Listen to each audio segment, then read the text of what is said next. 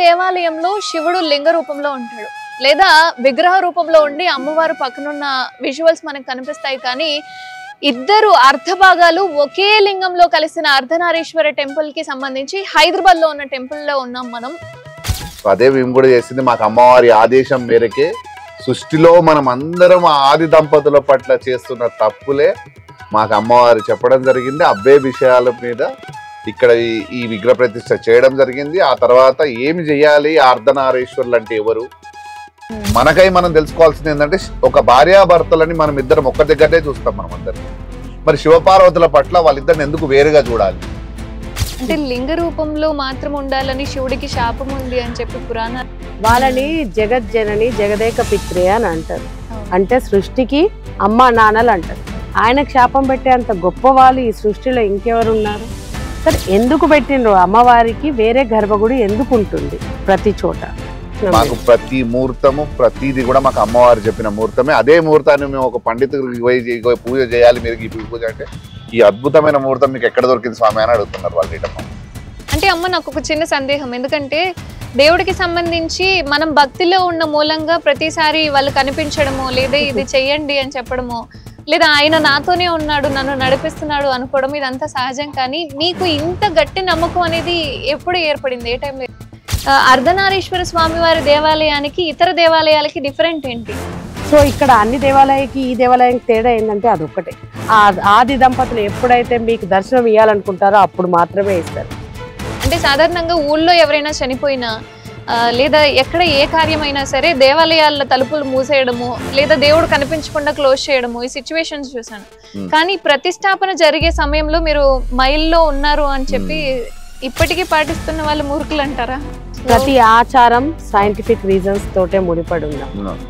అది పాటించొద్దని మేము చెప్పట్లేదు, కానీ దాన్ని మూఢనమ్మకంగా తీసుకెళ్లి మూర్ఖంగా ప్రవర్తించొద్దు అని చెప్తున్నాం. అందరికీ నమస్కారం, నేను మీ లక్ష్మి. శివుడికి సంబంధించి ఇదొక అత్యద్భుతమైన ఇంటర్వ్యూ అని అనుకోవాలి. ఎందుకంటే ప్రతి దేవాలయంలో శివుడు లింగ రూపంలో ఉంటాడు, లేదా విగ్రహ రూపంలో ఉండి అమ్మవారు పక్కనున్న విజువల్స్ మనకు కనిపిస్తాయి. కానీ ఇద్దరు అర్ధభాగాలు ఒకే లింగంలో కలిసిన అర్ధనారీశ్వర టెంపుల్ కి సంబంధించి హైదరాబాద్ లో ఉన్న టెంపుల్ లో ఉన్నాం మనం. అసలు ఈ టెంపుల్ కి అంకురార్పణ ఎక్కడ జరిగింది, అసలు ప్రతిష్ట ఏ విధంగా జరిగింది, ఏంటి అనేది. సో మనతో పాటుగా మైపాల్ యాదవ్ గారు అండ్ మధులత గారు ఇద్దరు ఉన్నారు. అమ్మ నమస్కారం. నమస్తే సార్. నమస్తే సార్. సార్, అంటే అసలు ఈ ఐడియా ఎక్కడి నుంచి వచ్చింది సార్? ఇప్పటి వరకు ఎక్కడ కూడా నేను ఇలాంటి టెంపుల్ని చూడలేదు. అంటే శివుణ్ణి లింగ రూపంలో చూసిన దృశ్యాలు ఉన్నాయి, ఈవెన్ అమ్మవారి పక్కనున్న ఏకలింగంలో ఉన్న పక్కనున్నవి దృశ్యాలు ఉన్నాయి. కానీ ఇద్దరిని కలిపి ఏకలింగంలో అసలు ఎక్కడ స్టార్ట్ అయింది ఈ దేవాలయాన్ని ప్రతిష్ఠించాలి? యాక్చువల్ గా ఫస్ట్ ఆఫ్ ఆల్ ఒక దైవాన్ని ఒక గుడికి సంబంధించి ఐడియా అనడం అనేది నేను అందరి దగ్గర వింటున్నాను. అసలు ఒక దైవ కార్యం చేయడానికి ఐడియా ఉండాలా? అసలు అంత సాహసం ఎవరైనా చేయగలుగుతారా చెప్పండి? ఆ శక్తిని అక్కడ తీసుకొచ్చి కూర్చోబెట్టడం అనేది ఒక మహా అద్భుతం. అట్లాంటి ఐడియాలు మామూలు మనలాంటి మనుషులకు వస్తాయా? వాళ్ళ సంకల్పం లేనిది, దైవ సంకల్పం లేనిది, వాళ్ళ ఆదేశం లేనిది చేయగలుగుతామా చెప్పండి? ఒక ఐడియా తోటి ఏదన్నా చేయగలుగుతామేమో కానీ దేవుడి పని చేయాలంటే ఐడియాలు పనికిరావు. ఆ సృష్టిలో వాళ్ళు నిర్ణయిస్తేనే అది అక్కడ వస్తుంది, జరుగుతుంది. వాళ్ళ నిర్ణయం లేకపోతే ఏది ఎక్కడ ముందుకు కూడా పోదని అంటాం మనమే. సో అదే మేము కూడా చేసింది మాకు అమ్మవారి ఆదేశం మేరకే. సృష్టిలో మనం అందరం ఆది దంపతుల పట్ల చేస్తున్న తప్పులే మాకు అమ్మవారు చెప్పడం జరిగింది. అబ్బే విషయాల మీద ఇక్కడ ఈ విగ్రహ ప్రతిష్ఠ చేయడం జరిగింది. ఆ తర్వాత ఏమి చేయాలి, అర్ధనారీశ్వరులు అంటే ఎవరు, అసలు శివపార్వతులని మనం ఎలా చూస్తున్నాము, అది వాళ్ళ పట్ల మనం ఎటువంటి తప్పులు చేస్తున్నాం అనే విషయాలు మాకు అమ్మవారు చెప్పిన తర్వాత ఆ విషయాలే ఇక్కడ ఎవరైతే మన అందరి భక్తులకు వచ్చిన తర్వాత వాళ్ళకు కూడా అసలు ఆది దంపతుల పట్ల మనం చేస్తున్న తప్పులు ఏందనే విషయాలు మేము కూడా మాకు అమ్మవారు కొన్ని చెప్పడం జరిగింది. అవే విషయాలు మేము ఇక్కడ అందరికీ చెప్తుంటాం. ఇవి కూడా మేము ఏదో అమ్మవారు చెప్పింది మేము చేసేస్తున్నాం అనేది కాదు. కొన్ని ప్లేసెస్కి మమ్మల్ని అమ్మవారు వాళ్ళిద్దరి కోసం తెలుసుకోవడానికి మమ్మల్ని కొన్ని ప్లేసెస్కి పంపించడం జరిగింది. అసలు అక్కడికి వెళ్ళిన తర్వాత అసలైన నిజాలు మేము ఆ శివపార్వతుల పట్ల ఇంత తప్పు చేస్తున్నామా మనకని మేమని మాకు కూడా అనిపించింది. ఎందుకంటే ఒక లింగ రూపంలో ఆయనని దర్శనం చేసుకుంటాం, బాగానే ఉంది. మరి అదే అమ్మవారికి రూపం ఎందుకున్నది? లింగ రూపమా ఆయన అంటున్నారు, మరి అమ్మవారికి ఎందుకు పక్కనే గర్భగుడిలో అమ్మవారు ఉంటారు, ఆమెకు రూపం ఉంటది. మరి ఇదేమి లెక్కను, మరి ఆయనకు రూపం ఉండదని చెప్తూ ఉంటారు. సో మేము అదే చెప్తున్నాం, ఏ శివాలయానికి వెళ్ళినా మీరు కింద అమ్మవారికి ప్రాణమఠం ఉంది అంటారు. మళ్ళీ ఆ అమ్మవారి ప్రాణమఠం అన్నప్పుడు మరి అమ్మవారికి పూజలు ఎందుకు జరిగాయి అక్కడ? మళ్ళీ పక్కనే ఇంకో గర్భగుడిలో మళ్ళీ అమ్మవారిని ఎందుకు పెడతారు? అవసరం లేదు కదా. ఒకవేళ అక్కడే ప్రాణమఠంలోనే అమ్మవారు ఉంది అని అందరు చెప్తున్నారు, మనము పాటిస్తున్నాము, నమ్ముతున్నాము. కానీ ఎంత పెద్దగా గుడికి వెళ్ళండి, పుణ్యక్షేత్రాలు ఎంతో పెద్ద పెద్దవి ఉన్నాయి. ఎక్కడైనా సరే మళ్ళీ అమ్మవారికి ఇంకొక గర్భగుడిలో అమ్మవారిని ఎందుకు ఉంచుతారు?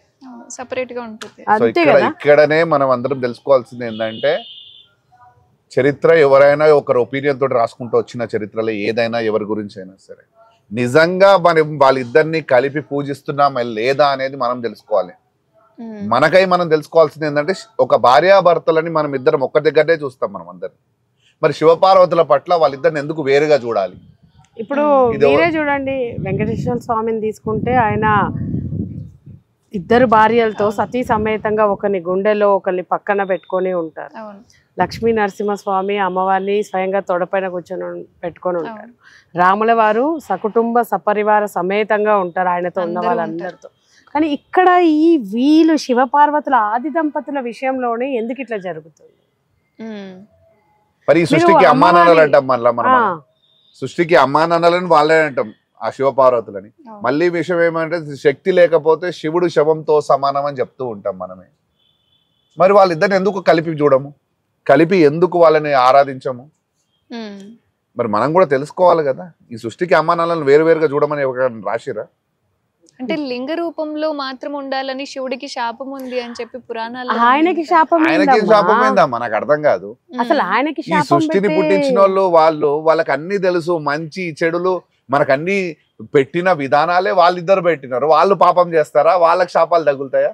వాళ్ళని జగజ్జనని జగదేక పిత్రే అని అంటారు. అంటే సృష్టికి అమ్మా నాన్నలు అంటారు. ఆయనకు శాపం పెట్టే అంత గొప్ప వాళ్ళు ఈ సృష్టిలో ఇంకెవరు ఉన్నారు? ఇవన్నీ ఒకరు ఆది ఇంకొకరు అంతం అని అంటున్నాము, అవునా కదా? అంటే అన్నిటికీ మూలం వాళ్ళిద్దరని అదే చెప్తుంది కదా మనకి. ఇక వాళ్ళకి శాపం పెట్టేటోళ్ళు ఎవరు ఉన్నారు? సో అందుకోసానికి మనం కూడా అర్థం చేసుకోవాల్సిందంటే, ఎవరో ఒపీనియన్ ని మనం అదే పాటియాలంటే అది కరెక్ట్ కాదు. మనం ఇక్కడ ఉన్నది మేము కూడా ఏదో మేము చెప్పింది కూడా పాటించమని చెప్పట్లేదు. అందులో ఆలోచించండి మీరు అంటున్నాం. ఆ శివపార్వతులను ఎందుకు వేరు చేసి మనం పూజ చేయాలనేది ఒక్కసారి ఆలోచించండి. దీనికి అసలు పునాది ఎక్కడి నుంచి మొదలైందమ్మా? చెప్తున్నాం కదా, అమ్మవారు చెప్పారు అని చెప్పి పెద్దమ్మ తల్లి ఏ సమయంలో జరిగింది? మాకు ఇది 2021లో అప్పటి నుంచి అమ్మవారు మాకు ఈ కార్యం కోసం అంటే చిన్నమ్మ కార్యం మొదలు పెట్టారు. ఆ తర్వాత 2022లో ఈ అర్ధనాదేశ్వర్ల కార్యం అనేది రావడం జరిగింది. అంటే 2021లో చెప్పిన ప్రతిష్ట మాత్రం 2022లో చేయడం జరిగింది అనమాట. ప్రతిదీ కూడా అమ్మవారి ఆదేశం మేరకే, కానీ మా సొంతంగా నిర్ణయించుకొని ఏది మేము చెయ్యలేదు. మొదట ఈ కార్యం చేయాలంటే కూడా మమ్మల్ని చాలా ప్లేసెస్కి అమ్మవారు పంపించడం జరిగింది. అక్కడ అసలు ఆ ఆది దంపతుల గురించి తెలుసుకోవడము, వాళ్ళ తత్వం అంటే ఏంది, అసలు మనిషికి వాళ్ళు ఇచ్చిన జీవన విధానం ఏంది, వాళ్ళలోంచి ఒక దంపతులు నేర్చుకొని బ్రతకవలసిన విధానం ఏంది అనేది చాలా విషయాలు తెలుసుకోవడం జరిగింది. మేము అవన్నీ మేము పాటిస్తూ అందరికీ చెప్తూ ఉన్నాం, మేము అదే విధంగా ఉండాలి అని. ఎందుకంటే మనని ఎవరు పెద్దవాళ్ళు ఆశీర్వదించినా పెళ్ళి అమ్మాయిని లక్ష్మీదేవి లాగా ఉంది అని అంటారు. కానీ దంపతుల్ని దీవించేటప్పుడు పార్వతీ పరమేశ్వరుల లెక్కలో ఉండండి, ఆది దంపతుల లెక్కలో ఉండండి అని దీవిస్తారు. అంటే అక్కడే అర్థం చేసుకోవాలి మనం, మన జీవన విధానం వాళ్ళ లెక్కలో ఉండాలి అని చెప్పి చెప్తున్నారు అని చెప్పి. మాకు కూడా అమ్మవారు అదే ఆదేశం ఇవ్వడము, మేము ఈ కార్యం చేయడము, వాటి గురించి ఎన్నో విషయాలు తెలుసుకోవడము. ఒకటే మేము అనేది ఏంది అని అంటే, ఒక దేవుణ్ణి అర్థం చేసుకోవడానికి ఒక పుస్తకం చదవాల్సిన అవసరం లేదు అని మాకు అనిపించింది.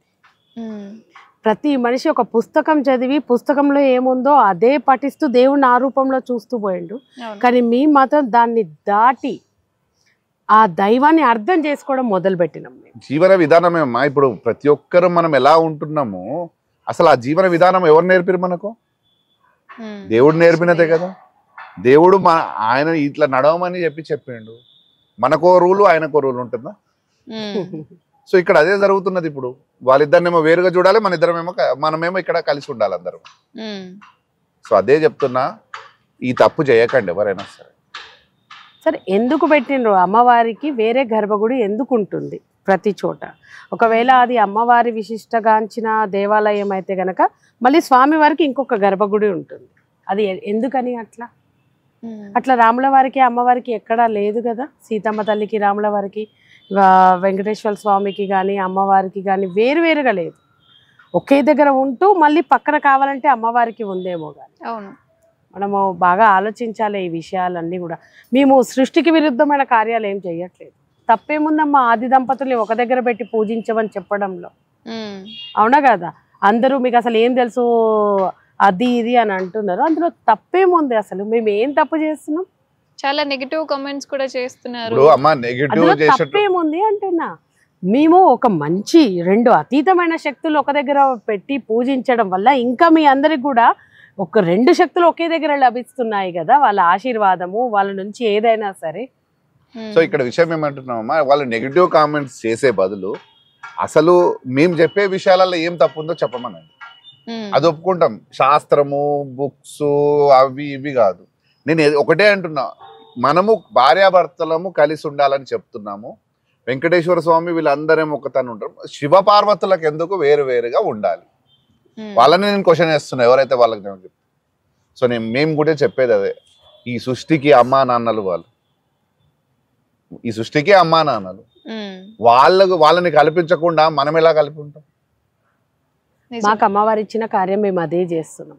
ఎవరు నమ్మినా నమ్మకపోయినా, ఫస్ట్ ఆఫ్ ఆల్ మేము ఈ కార్యం చేసింది, ఈ గుడి కట్టింది ఎవరు మనుషుల కోసం కాదు, ఎవరిని మెప్పించడానికి కాదు, ఎవరి ఒపీనియన్స్ కోసము ఈ కార్యం చేయలేదు. ఆ తల్లి అడిగింది, మాకు ఆ శక్తిని ఇచ్చింది, మేము ఈ కార్యం చేస్తున్నాం, చేస్తాం కూడా. That's it.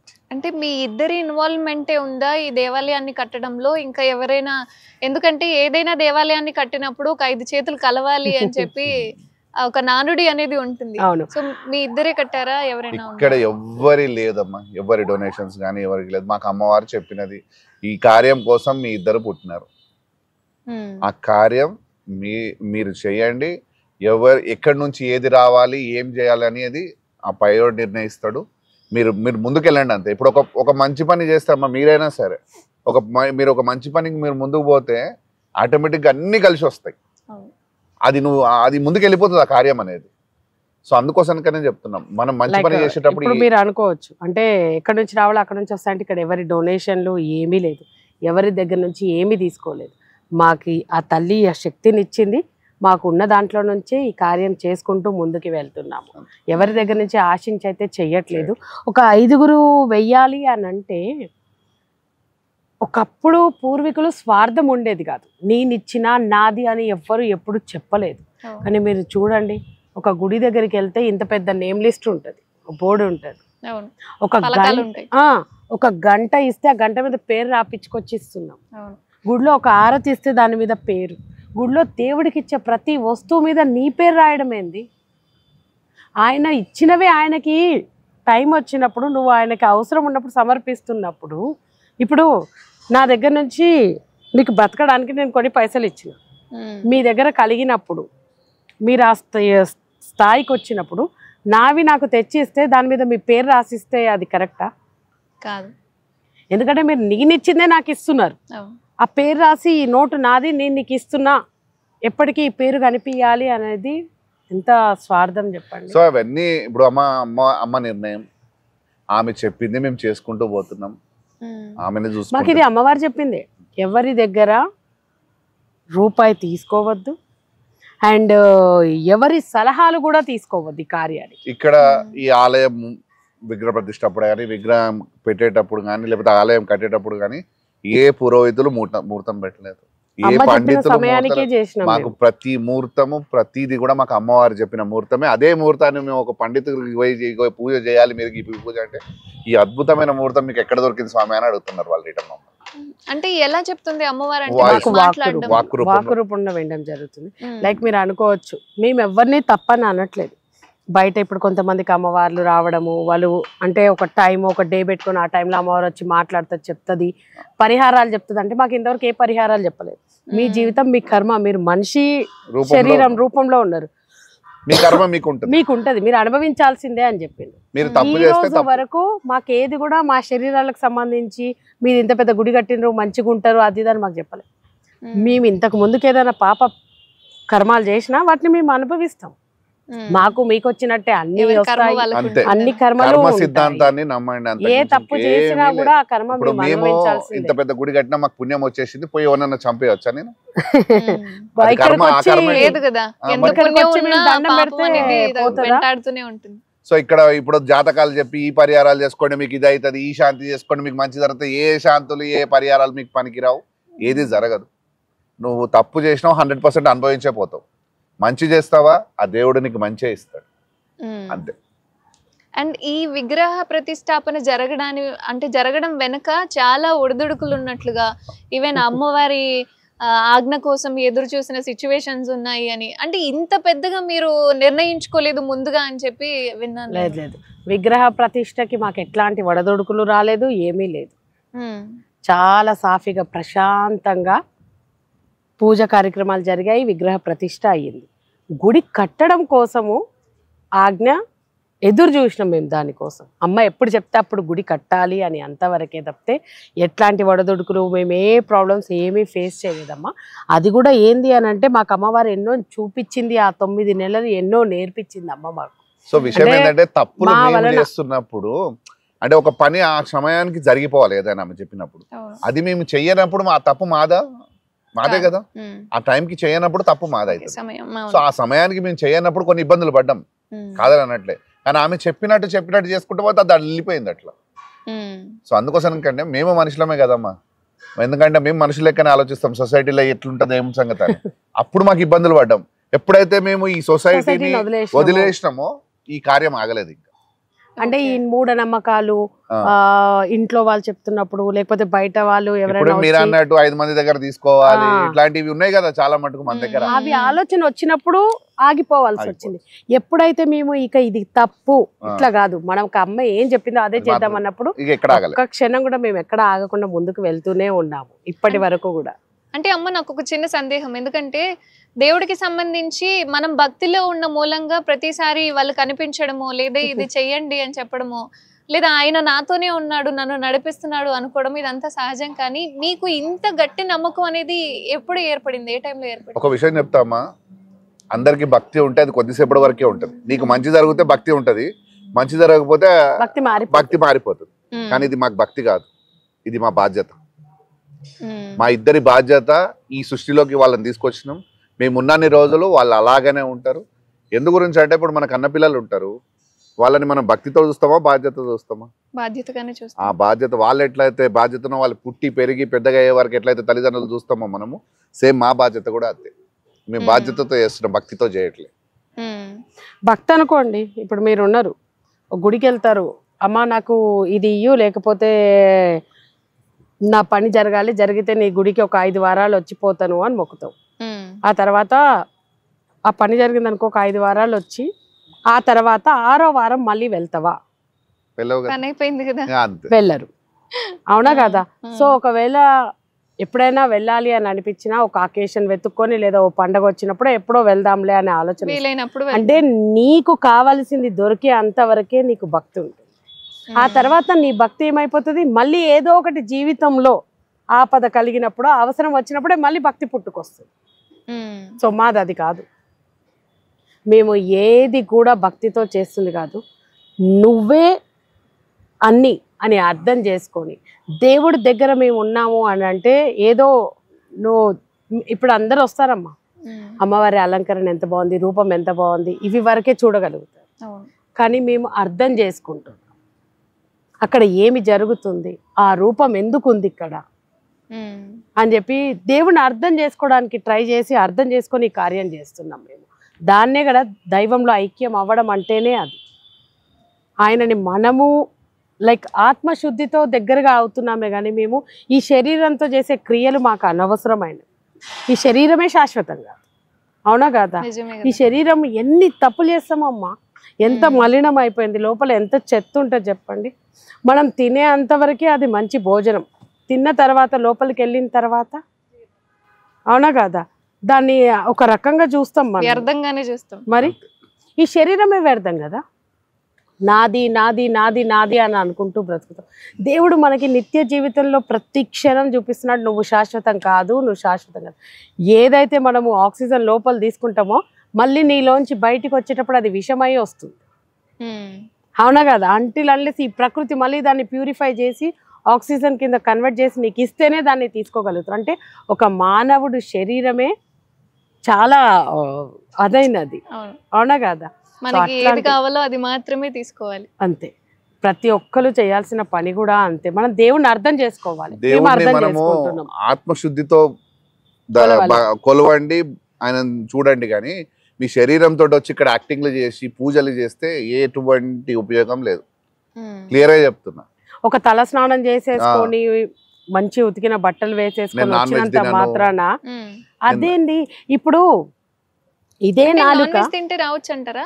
ఇప్పుడు ఒక విషయం అసలు మన గుళ్ళో ఆ బలి అది ఇది అనేదే విరుద్ధమైనదమ్మా.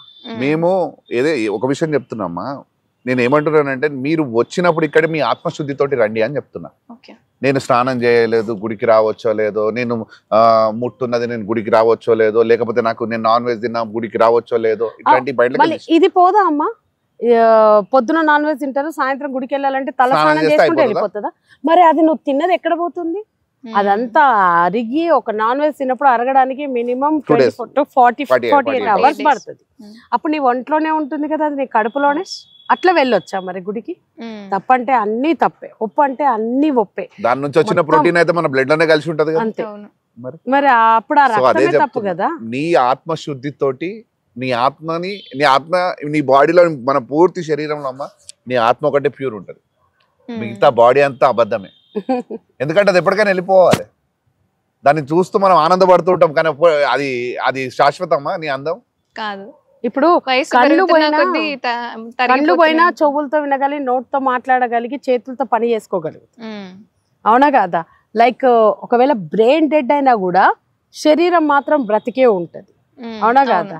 కానీ మొత్తం శరీరంలో అన్ని భాగాలు పాడైనా ఈ శరీరం బ్రతికే ఉంటది. నీ ఆత్మ ఏదైతే ఆ గుండె అనేది ఉంది చూడండి, ఆ హార్ట్, ఆ సోల్ అనేది ఆగిపోయినప్పుడే మనిషి శరీరం ఎందుకు పనికిరా. అందుకోసం ఉండాలి. ఆత్మ శక్తి అదే ఆత్మతో చూడండి అని చెప్తారు. మనలోనే పరమాత్ముడు ఉంటాడు అని అంటారు. ఎందుకంటే అది ఆయననే కాబట్టి. ఎప్పటి వరకు నీ శరీరంలో ఆ దైవం ఉండాలని తలిచిందో అప్పటి వరకు ఉండి, అందుకే మనం ప్రతి ఒక్కరు కూడా మనకి చిన్నప్పటి నుంచి చెప్తుంటారు ఆత్మయే పరమాత్మ అంటే దాని అర్థం ఏంది అని అంటే నీ లోపలే దేవుడు ఉన్నాడు. సో నువ్వేం చేస్తున్నావో అది ఆయన చూస్తూ ఉంటాడు. నీ శరీరం అశాశ్వతం అని ఆయన క్లియర్ గా చూపిస్తూనే ఉన్నాడు. ప్రతి మనిషి కూడా తెలుసుకోవాల్సింది. మీకు ఒక చిన్న ఎగ్జాంపుల్ చెప్తా. మీరు ఏదన్నా తప్పు చేసిరు అనుకోండి అమ్మా, మీరు బయట వచ్చి వేరే వాళ్ళకు అబద్ధం చెప్తారు, కానీ నీ ఆత్మ చెప్తుంటది నువ్వు అబద్ధం చెప్తున్నావు అని చెప్పి. లోపల అదే ఆత్మ, అది ఇమీడియట్ గా నీకు చెప్తూనే ఉంటది నువ్వు తప్పు చేసినప్పుడు, నువ్వు తప్పు చేస్తున్నావు అని. కానీ బయటికి నువ్వు వాళ్ళని నిన్ను రక్షించుకోవడానికి నువ్వు అబద్ధం చెప్పేస్తావు. కానీ అది ఎంత పెద్ద తప్పులో పడతావు అంటే ఒక్క అబద్ధానికి 10 అబద్ధాలు పెట్టాలి. అదే నిజం ఇప్పుడు చెప్పేసినావు అనుకో, వాడికి ఇంకా అదే నిజం 10 సార్లు చెప్తావు, ఒక్కసారికి అయిపోతుంది. కానీ అబద్ధం చెప్తే 10 అబద్ధాలకు దానికి ఇంకొక అబద్ధం యాడ్ చేస్తూ పోవాల్సి వస్తుంది. సో అదే చెప్తున్నా, ఆత్మశుద్ధి అనేది అది. అంటే బయట నేను చిన్నప్పటి నుంచి ఫాలో అవుతున్న నియమాలు ఏవైతే ఉన్నాయో అవి డిఫరెంట్ గా ఉన్నాయి. ఈవెన్ మీ ఆలోచనలకి అవి కంపేర్ చేస్తున్నావు అంటే అది అసలు ఎక్కడ సింక్ కూడా అవ్వట్లేదు. కేవలం దేవాలయానికి సంబంధించి ఇలా మీరు స్వామివారిని ప్రతిష్ఠించిన విషయం మాత్రమే కాకుండా మీ ఆలోచనలు కూడా ఎలా ఉన్నా సరే మన ఆత్మ అనేది శుద్ధిగా ఉండాలి, దేవుడి మీద భక్తి అనేది ఉండాలి అనేది. అంటే ఇప్పుడు దేవాలయానికి సంబంధించి అర్ధనారీశ్వర స్వామి వారి దేవాలయానికి ఇతర దేవాలయాలకి డిఫరెంట్ ఏంటి? చాలా ఉంది. మూర్తికి మాత్రం కాకుండా చాలా ఉంది. అక్కడ ఉన్న రూపానికే కాదు, ప్రతి గుడిలో ఒక మనిషికి దైవానికి దూరం ఉంది. అంటే ఇక్కడికి వస్తే ఆయన ఇక్కడ దైవం అర్థమవుతుంది. అసలు నిజమైన మనిషి లైక్ దేవుడు ఏంది అనేది, ఇక్కడ ఎంత శక్తి ఉందనేది మీకు అర్థమైపోతుంది. మేము క్లియర్గా ప్రతి ఒక్కరికి కూడా చెప్తున్నాము, ఎవరిని రమ్మని చెప్పట్లేదు, ఎవరిని వద్దని చెప్పట్లేదు. ఎందుకంటే అమ్మ మాకు ముందే చెప్పింది ఏమని అని అంటే, నేనెవరికి దర్శనం ఇవ్వాలనుకుంటున్నానో వాళ్ళకి మాత్రమే ఇస్తానని. సో ఇక్కడ అన్ని దేవాలయానికి ఈ దేవాలయానికి తేడా ఏంటంటే అదొక్కటే. ఆది దంపతులు ఎప్పుడైతే మీకు దర్శనం ఇవ్వాలనుకుంటారో అప్పుడు మాత్రమే ఇస్తారు. అది ఖచ్చితంగా మేము చెప్పగలం. ఎందుకు అని అంటే మేము ఎక్కడా ప్రచారం చేయలేదు ఈ గుడి కోసం, ఎవరికి చెప్పలేదు ఇక్కడ గుడి ఉంది ఇట్లుంది రండి అది ఇది అని చెప్పి. ఎప్పుడు వాళ్ళు దర్శనం ఇవ్వాలనుకుంటున్నారో అప్పుడే జనాలకి ఇస్తున్నారు. వాళ్ళు బయటికి రావాలి ఈ విధంగా అని అనుకున్నారు కాబట్టి, నిర్ణయించుకున్నారు కాబట్టి ఇవాళ మీరు వచ్చిండ్రు. ఇంకా అంతకుముందు కూడా వేరే వాళ్ళు గత నాకెంతో 3 days బ్యాక్ ఫోన్ చేస్తున్నారు. అసలు ఈ రోజు మన షెడ్యూలే లేదు, కానీ ఈ రోజు ఈ క్షణానికి మీరు ఇక్కడికి రావాలని దేవుడు ఎప్పుడో నిర్ణయించాడు. మీ రూపంలో వాళ్ళ గురించి ప్రజలకి ఏదో తెలియాలని ఉంది అంతే. అన్ని గుళ్ళకి చాలా తేడా ఉందమ్మా. కొన్ని చాలా గుళ్ళల్లో విఐపి దర్శనాలు ఉంటాయి, ప్రత్యేక పూజలు ఉంటాయి, ప్రత్యేక అభిషేకాలు ఉంటాయి, సర్వసాధారణం. ఇక్కడ అవేమీ ఉండవు. ప్రతి మనిషికి సమానమైన విధి విధానాలు ఉంటాయి. అంటే ఇప్పుడంటే ఎక్కువ మంది రావడం లేదు, లేదా ఫ్యూచర్ లో అయినా మొత్తం క్రౌడ్ మొత్తం ఎక్కువ మంది రావట్లేదు, చాలా మంది వచ్చిపోతారు ఇక్కడికి. మాకు శివరాత్రి మొన్న 31st నైట్ జనవరి 1st కి 2-3 లక్షల మంది వచ్చారు.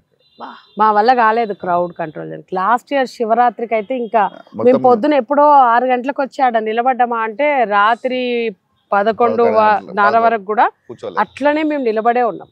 Crowd controlling.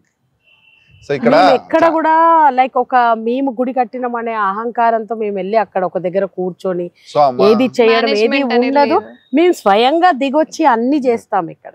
అండ్ ఇంతవరకు మా పంతులకి మా గోత్రనామాలు కూడా తెలియదు.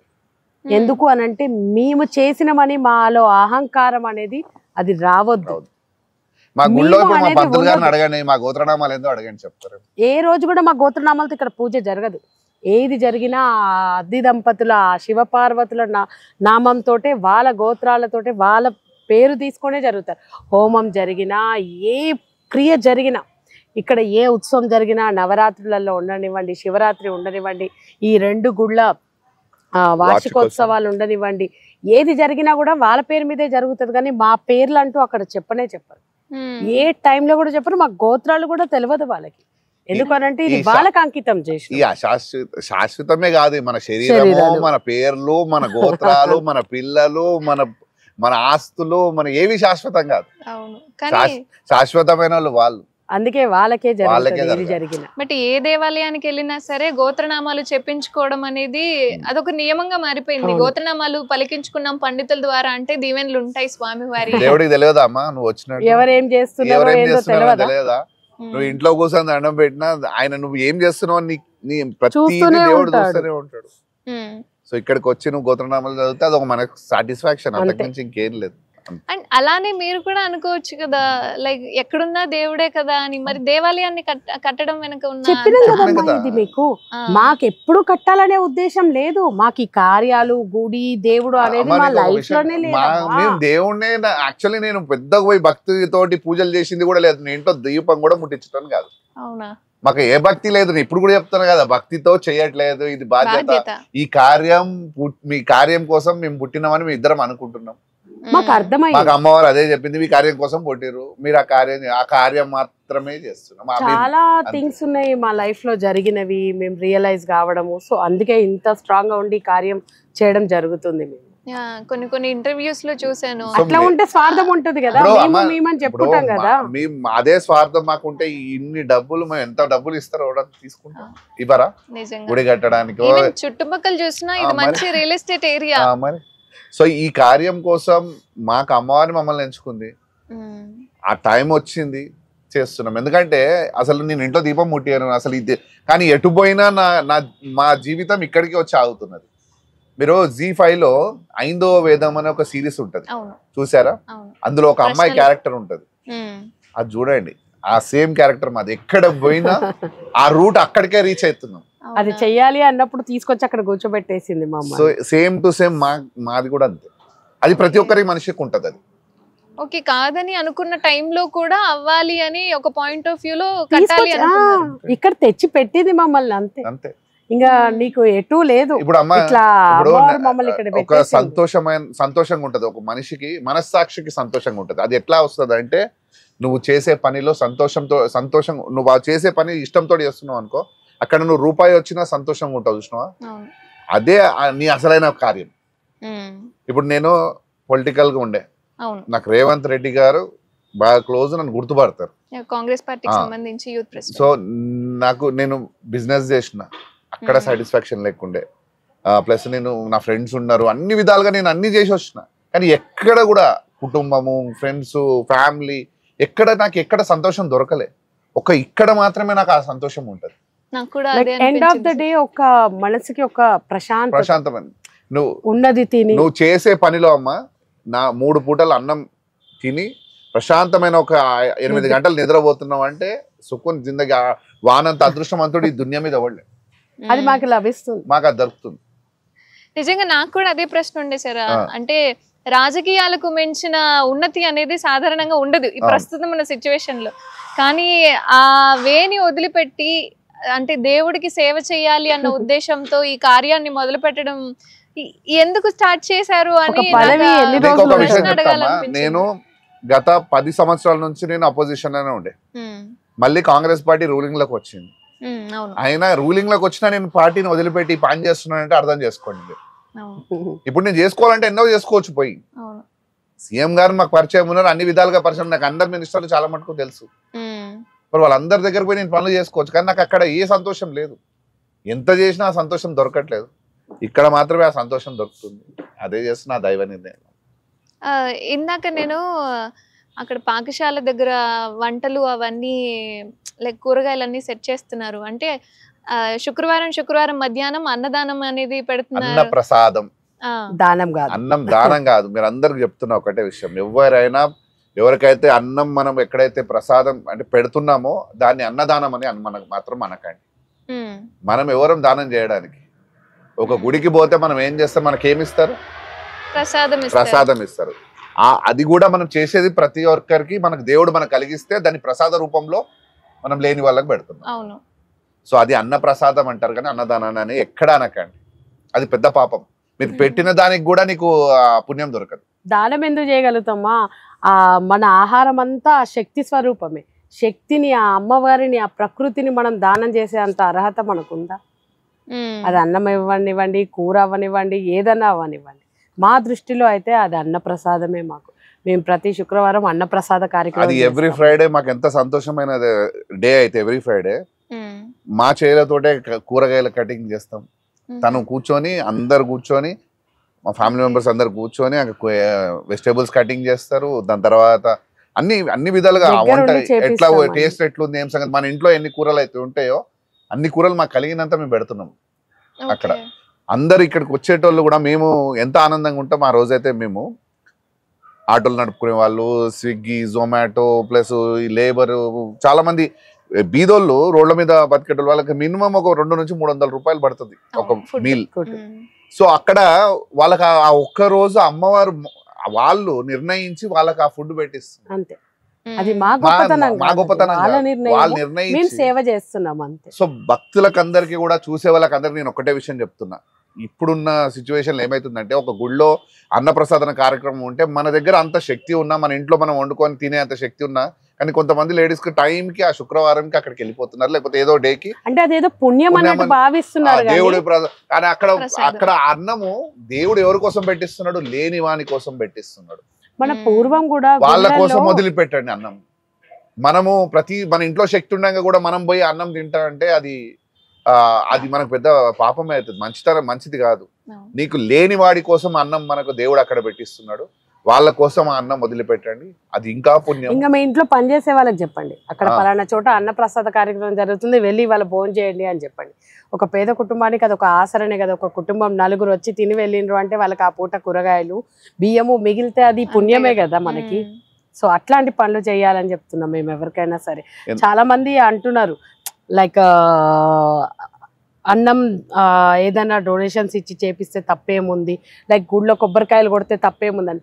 ఒక కొబ్బరికాయ కొట్టడంలో తప్పు అస్సలు ఏమీ లేదు. మొక్కుకున్నామని 100-1000 కొబ్బరికాయలు తెచ్చి కొట్టడంలో ఏమొస్తుంది? ఆ కొబ్బరికాయలన్నీ దేవుడు కూర్చొని ఆ నీళ్లు దాగి ఆ కొబ్బరికాయలు తింటాడా దేవుడు? తిన్నాడు. ఒక 2 రోజులు అయితే అవి ఎండిపోతాయి. అది ఎందుకు ఉపయోగిస్తాం? 100 కొబ్బరికాయలకు 4-5 రూపాయలు అవుతాయి. అవునా కదా? 4-5 రూపాయలు తీసుకెళ్లి లేని వానికి సహాయం చేస్తే ఒక కుటుంబాన్ని, ఒక జీవితాన్ని మనం కాపాడిన వాళ్ళం అవుతామా లేదా? అయ్యుండొచ్చమ్మా. ఒక పిల్లగాడికి ఇంటర్లో ఫీజు కట్టుకోవడానికి ఇప్పుడు ఒక నార్మల్ కాలేజ్ లో యావరేజ్ బిలో యావరేజ్ కాలేజ్ లో చదివితే వాడికి 15,000 సంవత్సరం చదువు అవుతుంది. ఇంటర్ ఫీజు అయితే ఒక అవును కదా మరి. అట్లాంటి వానికి చదివిపిస్తే వానికి ఏమైతుంది అంటే వాని కుటుంబం మొత్తం సాధినట్టే. ఒక గుళ్ళో అన్నప్రసాదం చేసే బదులు ఒక విద్య చెప్పిస్తే అంతకన్నా పుణ్యం ఏముంది? అయ్యో మీరు గుళ్ళో పోయి అన్నప్రసాదాన్ని చేపిస్తారు, చేపించేదానికి ఒక 30,000 25,000 నుంచి 30,000 అవుతుంది ఒక 1000 మందికి పెడితే. ఆ 30,000 తీసుకెళ్లి 2 పిల్లలను చదివించవచ్చు. ఇప్పుడు మీ వేలో ఉన్నావు అంటే తిరుపతి హుండి ఖాళీ అయిపోతుందేమో అండి. తిరుపతి కూడా అదే చెప్తున్నా, ఎందుకు వేయాలి తిరుపతిలో మనం? దేవుడు మీకు ఒక విషయం తెలుసా, నిజంగా మన మనస్సాక్షి మీద చెయ్యి వేసుకొని అక్కడ కూర్చున్న ఆయన నోరిప్పి నాకు కిరీటాలు తేయండి, వజ్ర వైడూర్యాలతో పొదిగిన హారాలు వేయండి, పట్టు బట్టలు కట్టండి, పెద్ద పెద్ద పూలమాలలు తేయండి, నాకు వడిబియ్యాలు తేయండి, లేకపోతే నాకు ఈ బలులు ఇవ్వండి, నాకు ఇన్ని పెద్ద ఉత్సవాలు చేయండి అని అడుగుతాడు దేవుడు. ఇవన్నీ మన సంతోషం కోసం ఆయనకు సమర్పిస్తున్నాము. ఇప్పుడు ఒక విషయం చెప్తున్నా, అది కూడా మన స్వార్థమే అమ్మా. దేవుడికి తీసుకుపోయి ఆయనకి వేస్తే నాకు ఎక్కడో ఒక దగ్గర పుణ్యం వస్తుందని, పుణ్యం వస్తుందని కదా. అదే పుణ్యం నేను దేవుడికి వేయకనైనా తీసుకుపోయి లేని వానికి సహాయం చేయి, అప్పుడు దేవుడు అక్కడే ఉంటాడు. ఇప్పుడు ఇవన్నీ కూడా ఏదైతే దేవుడు ఇస్తున్నాడు కదా మనకు, అది నువ్వు మంచిగా ఉంటే ఇప్పుడు దేవుడు ఇవన్నీ సృష్టిలో సృష్టించింది ఆయననే. వీటికన్నిటికీ నీకు అన్నం పెట్టి నా అన్నం పైసలు కట్టు, లేకపోతే నీకు బంగారం ఇచ్చిన పైసలు కట్టు, భూమి ఇచ్చిన పైసలు కట్టు అన్న చెప్తాడా దేవుడు? ఏమన్నా అవి తీసుకొచ్చిన ఉండిలో డబ్బులే అని చెప్తాడా దేవుడు? ఈ సృష్టిలో ఇచ్చినవన్నీ ఆయనే కదా. మిమ్మల్ని మీకు ఆ దగ్గరకు వచ్చిందంటే నలుగురికి సహాయం చేయమని చెప్పి దేవుడు ఉపయోగించుకుంటే ఇంకా నలుగురికి ఉపయోగపడమని చెప్పి ఆ స్థానంలో నిన్ను ఉంచడమే తప్పితే ఇంకా ఏమీ లేదమ్మా అక్కడ. మనిషి అంతే. మన మూర్ఖత్వంతో ఎందుకు చెయ్యొద్దు, ఎందుకు వెయ్యొద్దు, ప్రతి దాని వెనుక పురాణంలో రాసింది అని అంటే నువ్వు మాటలు చెప్పేటప్పుడేమో పురాణం అంటావు, మరి నిజంగా పాటించేటప్పుడు పాటిస్తావా? స్వార్థం కోసమే చూసుకుంటావు. చెప్పు, పాటించట్లేదు అంటారు. ఎవరు పాటించట్లేదు? ఎవరు పాటిస్తున్నారమ్మా చెప్పు. ఇప్పుడు నువ్వు ఏ కోరిక కోరకుండా తీసుకెళ్ళి అక్కడ ఇచ్చేసి వస్తావా? దేవుడికి ఏం మొక్కేస్తావు? దేవుడితో బేరం ఆడేస్తారు లిటరల్ గా. నాకు ఇది నీకు ఇది ఇస్తా. నువ్వెవరు ఇవ్వడానికి? ఇది బేరం కాకపోతే ఏంది? మనస్ఫూర్తిగా మొక్కుతున్నావాను, నేను మంచిగా ఉండాలి, నలుగురు నాతో పాటు అందరూ మంచిగా ఉండాలని మొక్కుతాం ఎప్పుడన్నా? ఒకవేళ మొక్కినా నీలో ఎందుకు మొక్కుతున్నావు? నీలో ఎందుకు మొక్కుతున్నావు? మొక్కాల్సిన అవసరం లేదు కదా. నేను అంటేనే స్వార్థం, అది మాకొద్దు. ఇక్కడ మేము అందరికీ చెప్తుంది ఒకటే, మీరు ఇక్కడ ఏమి చేయాల్సిన అవసరం లేదు. మీకు కావలసిన ఏదైతే మీ కోరికలో లేకపోతే మీరు బాగుండాలి అని అనుకుంటున్నారో, మీ కష్టం సుఖం చెప్పుకోవడానికి ఆ ఆది దంపతులు ఇక్కడ కూర్చొని ఉన్నారు. ప్రశాంతంగా రండి, వాళ్ళ దర్శనం చేసుకోండి, మీ మనసులో ఉన్నది వాళ్ళకి చెప్పండి, వెళ్ళండి. రీసెంట్ గా ఇక్కడే పక్కన అపార్ట్మెంట్స్ లో ఉంటారు వాళ్ళు అమెరికాలో ఉంటారు. సో ఇక్కడికి వచ్చి ఫస్ట్ వచ్చి ఇక్కడ మొక్కుకొని తర్వాత అమెరికా వెళ్ళిపోయారు. వాళ్ళు అనుకున్న పని అయిపోయింది. వాళ్ళు వచ్చి మళ్ళీ రాగానే ఇమీడియట్ గుడికి వచ్చినారు. మాకు ఈ కోరిక తీరిందండి, మేము కనీసం మినిమం మేము అన్న ప్రసాదానికన్నా పైసలు ఇస్తామంటే వాళ్ళకి దండం పెట్టి ఒకటే చెప్పినాం, మేము మాకు ఇవ్వకండి, మాకు ఆ శక్తి ఉన్నది మా దగ్గర, మీరు ఈ పైసలు ఏవైతే ఇద్దాం అనుకుంటున్నారో బయట లేని వాళ్ళకి పోయి ఇచ్చిరండి. లేదు సార్ మీరు రిక్వెస్ట్ చేస్తున్నాం, మీకు గుళ్ళు ఇస్తామంటే మేము దండం చెప్పినాం. ఒకటే విషయం చెప్పినాం, మాకు ఇస్తే ఇక్కడ వరకు మేము పెట్టగలుగుతాం, మీ చేతులతో మీరు పోయి నలుగురికి ఇస్తే ఒక్కొక్క సరే మీరు అన్నం వండి పెట్టలేకపోతారు కదా, ఒక 5-5 కిలోల రైస్ బ్యాగ్లన్నా చేసి వాళ్ళకి ఇచ్చేయండి లేని వాళ్ళకి అని చెప్పించారు. సో మాకు ఇక్కడ అదే చెప్తున్నాం, మా దగ్గర శక్తి ఉన్నది. అందరూ ఈ క్వశ్చన్ కూడా చేస్తున్నారు, గుడిలో ఉన్న అర్చకుడు ఎట్లా, గుడి మెయింటెనెన్స్ ఎట్లా అంటే, గుడి మెయింటెనెన్స్ ఏముంటది చెప్పండి? దీప నైవేద్యం, నైవేద్యం. ఆ దీప నైవేద్యానికి మా దగ్గర ఉన్నది. పంతులు గారికి మేము డబ్బులు ఇవ్వం, సాలరీస్ ఇవ్వం. అక్కడ ఏదైతే భక్తులు వచ్చి ఏదైతే వేస్తున్నారో అది మాత్రమే వాళ్ళకి సాలరీ. వాళ్ళు ఏమి ఆశించరు, వాళ్ళు మాతో పాటు నడుస్తున్నారు, డిమాండ్ చెయ్యరు. వాళ్ళు కూడా శక్తికి సేవ చేయాలని నిర్ణయించుకొని అదే పని. మా పంతులు మాతో పాటు నడుస్తున్నారు అంతే. వాళ్ళు అమ్మవారు వాళ్ళని తయారు చేసుకొచ్చి తీసుకొచ్చుకుంటారు అంతే. వాళ్ళు ఎప్పుడు చేయి చాపరు, ఎవరిని చూసి కూడా వాళ్ళు బొట్టు పెట్టరు. ప్రతి ఒక్క మనిషిని సమానంగా వాళ్ళకి ఉండడానికి ఇల్లు, తినడానికి భోజనం అవన్నీ మేము చూసుకుంటాం. వచ్చి భక్తులు వేసిన 10 రూపాయలే వాళ్ళకు ఎంత వస్తే అది ఎంతైనా సరే అది మేమంటూ ముట్టుకోము, వాళ్ళే తీసుకుంటారు. వాళ్ళు ఇక్కడ వాళ్ళేనా లేదా ఇక్కడే లోకల్? ఇక్కడ వాళ్ళే. సో వాళ్ళకు మేము జీతం ఏమి ఇవ్వము, భక్తులు వేసిన డబ్బులే వాళ్ళకి జీతాలు. ఏ ఒక్కళ్ళు కూడా అడగలేదమ్మా అసలు? మాకు అమ్మవారు చెప్పింది. ఇనిషియల్ స్టార్టింగ్ లో ఇచ్చినాం మేము సాలరీస్, ఎందుకంటే ఇక్కడ భక్తులు రానప్పుడు ఇచ్చినాం. ఇక భక్తులు ఎప్పుడైతే వస్తున్నారో ఆ భక్తుల డబ్బులు మీరే తీసుకోండి అని చెప్పి వాళ్ళకు ఇంకేముంటాయి. అప్పుడు కూడా వాళ్ళు ఎవరైనా వచ్చిన భక్తులు ఇచ్చినా కూడా అప్పుడు కూడా వాళ్ళు తీసుకున్నారు, మేము కూడా సాలరీస్ ఇచ్చినాము. ఆ తర్వాత వాళ్ళు మాకు అమ్మవారు ఒకటే విషయం చెప్పింది, నాకెవరు సేవ చేయాలో వాళ్ళంతలో వాళ్ళే ఇక్కడికి వస్తారు అని చెప్పి. లైక్ మేము ఎట్లున్నామో వాళ్ళు అట్లనే ఉన్నారు, ఏమీ ఆశించకుండా. వాళ్ళకి కడుపు నిండా భోజనము, నిద్రపోవడానికి ఒక ఇల్లు ఉంది, వాళ్ళు హ్యాపీగా ఉన్నారు చాలు. మేము వాళ్ళకి ఫుడ్ అరేంజ్ చేస్తాం, మన షెల్టర్ అరేంజ్ చేస్తాం, మేము ఆ రెండు మేము అరేంజ్ చేస్తాం. జీతం మాత్రం మేము వాళ్ళు అదే భక్తులు వేసిన డబ్బులతో మాతో పాటు వాళ్ళు నడుస్తున్నారు అమ్మ, సంతోషంగా ఉన్నారు. వాళ్ళు ఇక్కడికి వచ్చిన తర్వాత వాళ్ళ ఫ్యామిలీలు మంచిగా, వాళ్ళ కుటుంబాలు మంచిగా, వాళ్ళ ఫ్యామిలీ మెంబర్స్ వచ్చి మా దగ్గర ఎంతో వాళ్ళు సంతోషంగా చెప్పిపోయిండ్రు. ఇప్పుడు మేము చాలా బాగున్నాము అంటే నిస్వార్థంతో ఉన్నప్పుడు ఆ దేవుడే మనల్ని కాపాడతాడు, చూస్తాడు అని అంటారు చూడండి. అది వాళ్ళ అక్కడ ఉన్న 6 నిదర్శనము మనకి. వాళ్ళు లైక్ అన్ని గుళ్ళ లెక్కల కూడా ఇక్కడ మేము దేవుడికి అభిషేకం చేస్తే తప్పేముంది, దాని వెనుక ఈ పురాణం ఉంది, ఆ పురాణం ఉంది, ఇక్కడ ఈ శాస్త్రం ఆ శాస్త్రం. దేవుడికి అభిషేకం మేము కూడా చేస్తాం, పంచామృతాలతో చేస్తాము, పండ్లతో చేస్తాము, అన్నిటితోటి చేస్తాము. కానీ ఎంతని పోస్తామమ్మా, అది ఎంత దైవానికి సరిపడుతుందో ఆ విగ్రహానికి అంత పోయగలుగుతాం, అంత చేస్తాము. కానీ వేరే వాళ్ళ దగ్గర నుంచి ఇప్పుడు ఒక గుళ్ళ అభిషేకం చేయాలమ్మా, 501 రూపాయి పే చేయాలి. నిజంగా మీరు చేసే ఆ క్రియకి ఒక్క మనిషి దగ్గర తీసుకున్న డబ్బులు సరిపోతాయి. ఆ ఒక్క మనిషి దగ్గర తీసుకున్న డబ్బులు 501 10 మంది దగ్గర నుంచి తీసుకుంటారు. కానీ చేసే అభిషేకం ఒక్కటే. అదేదో ఏమీ ఆశించకుండా వాళ్ళ గోత్రనామాలు చెప్పి చేస్తే తప్పేముంది, మేము ఇక్కడ అదే చేపిస్తాము. వాళ్ళ పంతుల్లో 1 రూపాయి కూడా మా పంతుల్లో చేయి చాపరమ్మ వారి దగ్గర, అంతే. వాళ్ళకి అవసరం కూడా లేదు, వాళ్ళు చాపరు, వాళ్ళకి క్లియర్ గా చెప్తారు, మాకు అమ్మ ఇస్తుంది చాలా, అంతే. అది రూపాయి రానప్పుడు చాలా సంతోషంగా ఉంటారు ఇక్కడ. వాళ్ళు ఏమీ లేని రోజు కూడా ఇట్లా ఇప్పుడు ఈ గుడి అంతా ఖాళీ ఉన్నా కూడా వాళ్ళు సంతోషంగా అమ్మకు సేవ చేస్తూ అక్కడ కూర్చుంటారు, అంతే సంతోషంగా ఉంటారు వాళ్ళు. వాళ్ళు ఇప్పుడు ఎంత గొప్పోడు రాని ఎంత పేదోడు రాని అదే లెక్కన చూస్తాడు వాళ్ళు. ఆయనకి ఏదైతే అమ్మ ఇచ్చిందో అదే కార్యం చేస్తుంటాడు పంతులు గారు, అంతే. అమ్మ చివరిసారిగా మీకు అమ్మ వాక్కు ఎప్పుడు చెప్పింది? చాలా మాకు వెయిట్ చేస్తున్నాం, అమ్మ మాకు ఏ కార్యం మళ్ళీ ఇస్తుందా అని చెప్పి. ఇంకా ఇక్కడితో మాకు ఇప్పటి వరకు అయితే ఇంకా ఏమీ ఆదేశం రాలేదమ్మా, ఎదురు చూస్తున్నాం. అంటే బిఫోర్ ప్రతిష్టాపన ఏదో ఒక రూపంలో చెప్తూ ఉంటారు. మాకు ఇక్కడ ఏది జరుగుతున్నా కూడా ముందే మాకు తెలిసిపోతూ ఉంటది, మంచి అయినా చెడైనా సరే మాకు అమ్మ రూపంలో చెప్తూనే ఉంటది, ఏదో ఒక రూపంలో.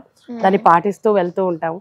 ఇంకా ఫర్దర్ గా ఏ కార్యం ఇచ్చినా తల్లి దయ చేయడానికి సిద్ధంగా ఉన్నాం మేము, అంతే. అంటే ఈ దేవాలయానికి సంబంధించిన వాక్కు మాత్రమే చెప్తారా లేదా ప్రతి దానికి సంబంధించి? చాలా మంది దండం పెడుతున్నాం మేము, ప్లీజ్. మాకు ఈ కార్యం కోసమే చెప్తుంది అమ్మవారు, కేవలం కార్యం కోసం. ఆ కార్యం కోసం కూడా ఏదో ఇన్ని మాటలు ఇట్లాంటి భాష ఇదేమి కాదు తల్లి. ఒక్కొక్కసారి మాకు అది అర్థం కావడానికి చాలా టైం పడుతుంది, అది ఏందా, ఏం చెయ్యాలా, అది ఏంది అని చెప్పి. సో మాకు చాలా డిఫరెంట్గా ఉంది మాకు. ఎందుకంటే సోషల్ మీడియాలో చాలా మంది ఉన్నారు, వాళ్ళ వాక్కులు నిజమవుతున్నాయి అని చెప్పి క్యూలు కట్టి. మేము ఎవరిని అనము, అది వాళ్ళది వాళ్ళకి తెలుసు. మా వరకు మాత్రం మాకు ఈ రోజు వరకు కూడా మాకు అందరికి వచ్చినట్టే జ్వరాలు వస్తాయి, నొప్పులు వస్తాయి, అన్నీ ఉంటాయి, ఆరోగ్యము మంచి చెడు అన్నీ ఉంటాయి. నువ్వు ఈ గుడి మాకు ఆమె చెప్పిన కార్యం వాళ్ళ ప్రతిష్ట, ఈమె ప్రతిష్ట వరకే కానీ నాకు ఈ ఉత్సవం చెయ్యండి, నాకు ఇవాళ ఇది కావాలి అని చెప్పి అమ్మవారు మాకు ఎప్పుడు చెప్పలేదమ్మా, ఇంతవరకు అడగలేదు మాకు. కేవలం వాళ్ళకి ఇక్కడ నిత్యం ఏం జరగాలో అది జరుగుతూ పోతూనే ఉంది, అన్ని ఆమె ఏర్పాటు చేసుకుంది. ఇక్కడ మేమంటూ చేసింది ఏమీ లేదు, మేము సేవకులం ఆమెకి, అంతే. ఇది ఆమె ఇల్లు, మేము కూడా ఆమెకు పనోలం, అంతే.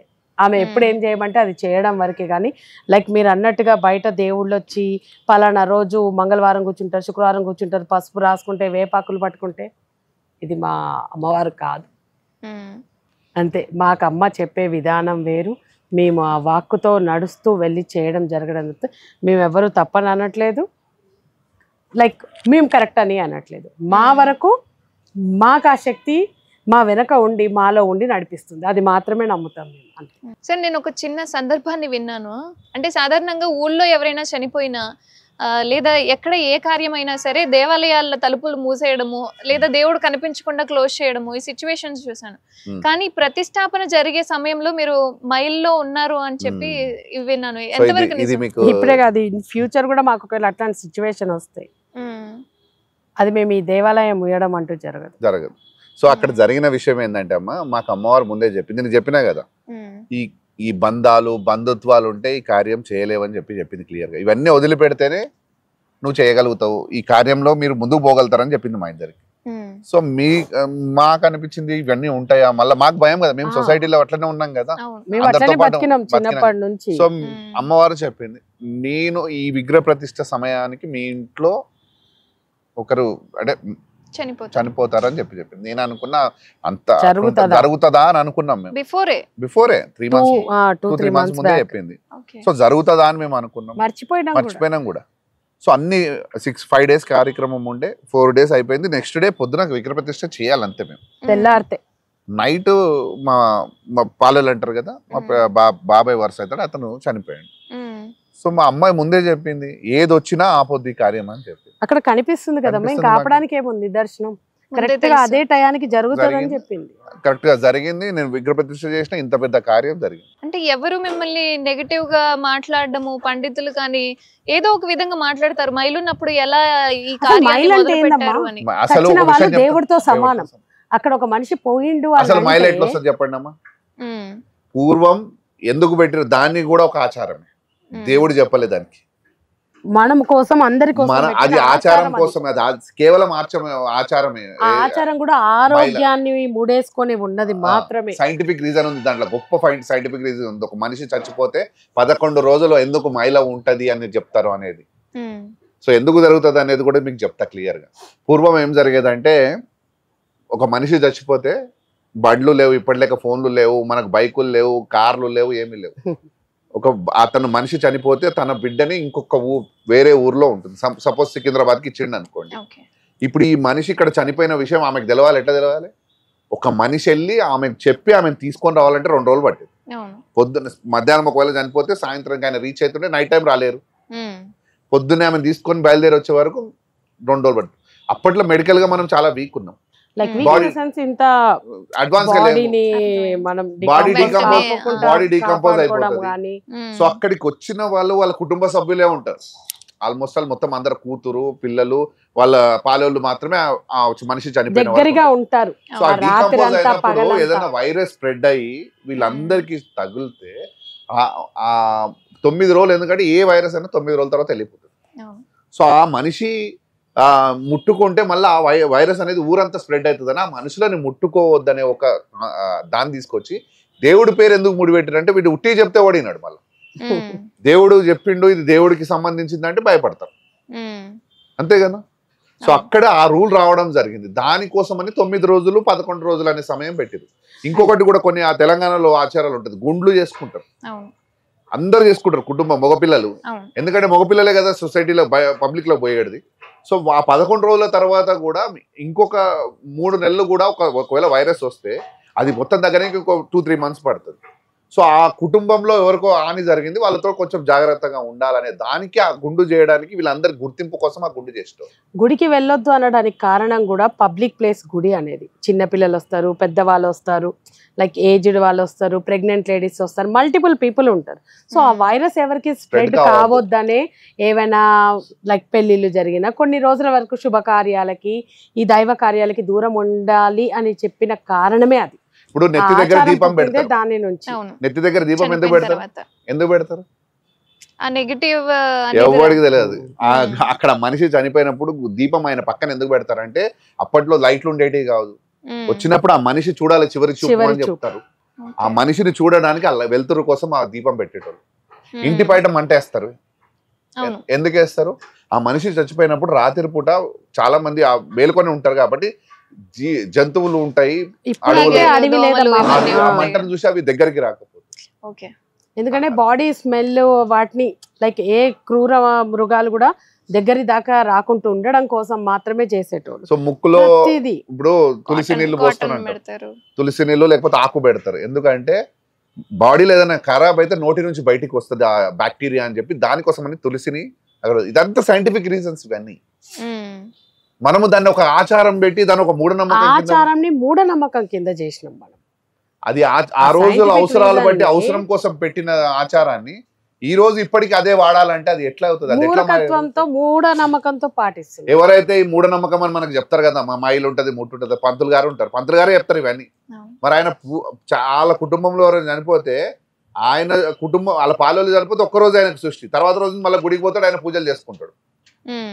మనలాంటి మనిషే కదమ్మా. వాళ్ళ ఇంట్లో చనిపోతే ఏం చేస్తాడు, 11 రోజులు ఉంటదంట ముట్టు ఆయనకు. 11 రోజుల తర్వాత మళ్ళీ ఆయన గుడికి వెళ్ళిపోతాడు. మనల్నేమో సంవత్సరం అంతా పూజ చేయొద్దంటారు. మన దేవుడి రూమ్ ఏం చేస్తే చెత్తకుండా చేస్తాం, అంత దుమ్ము ధూళి చెత్త. మన దేవుడిని ఆ రూపంలో సంవత్సరం పాటు ఇంటి వాళ్ళు చనిపోతే క్లోజ్ చేసేస్తాం.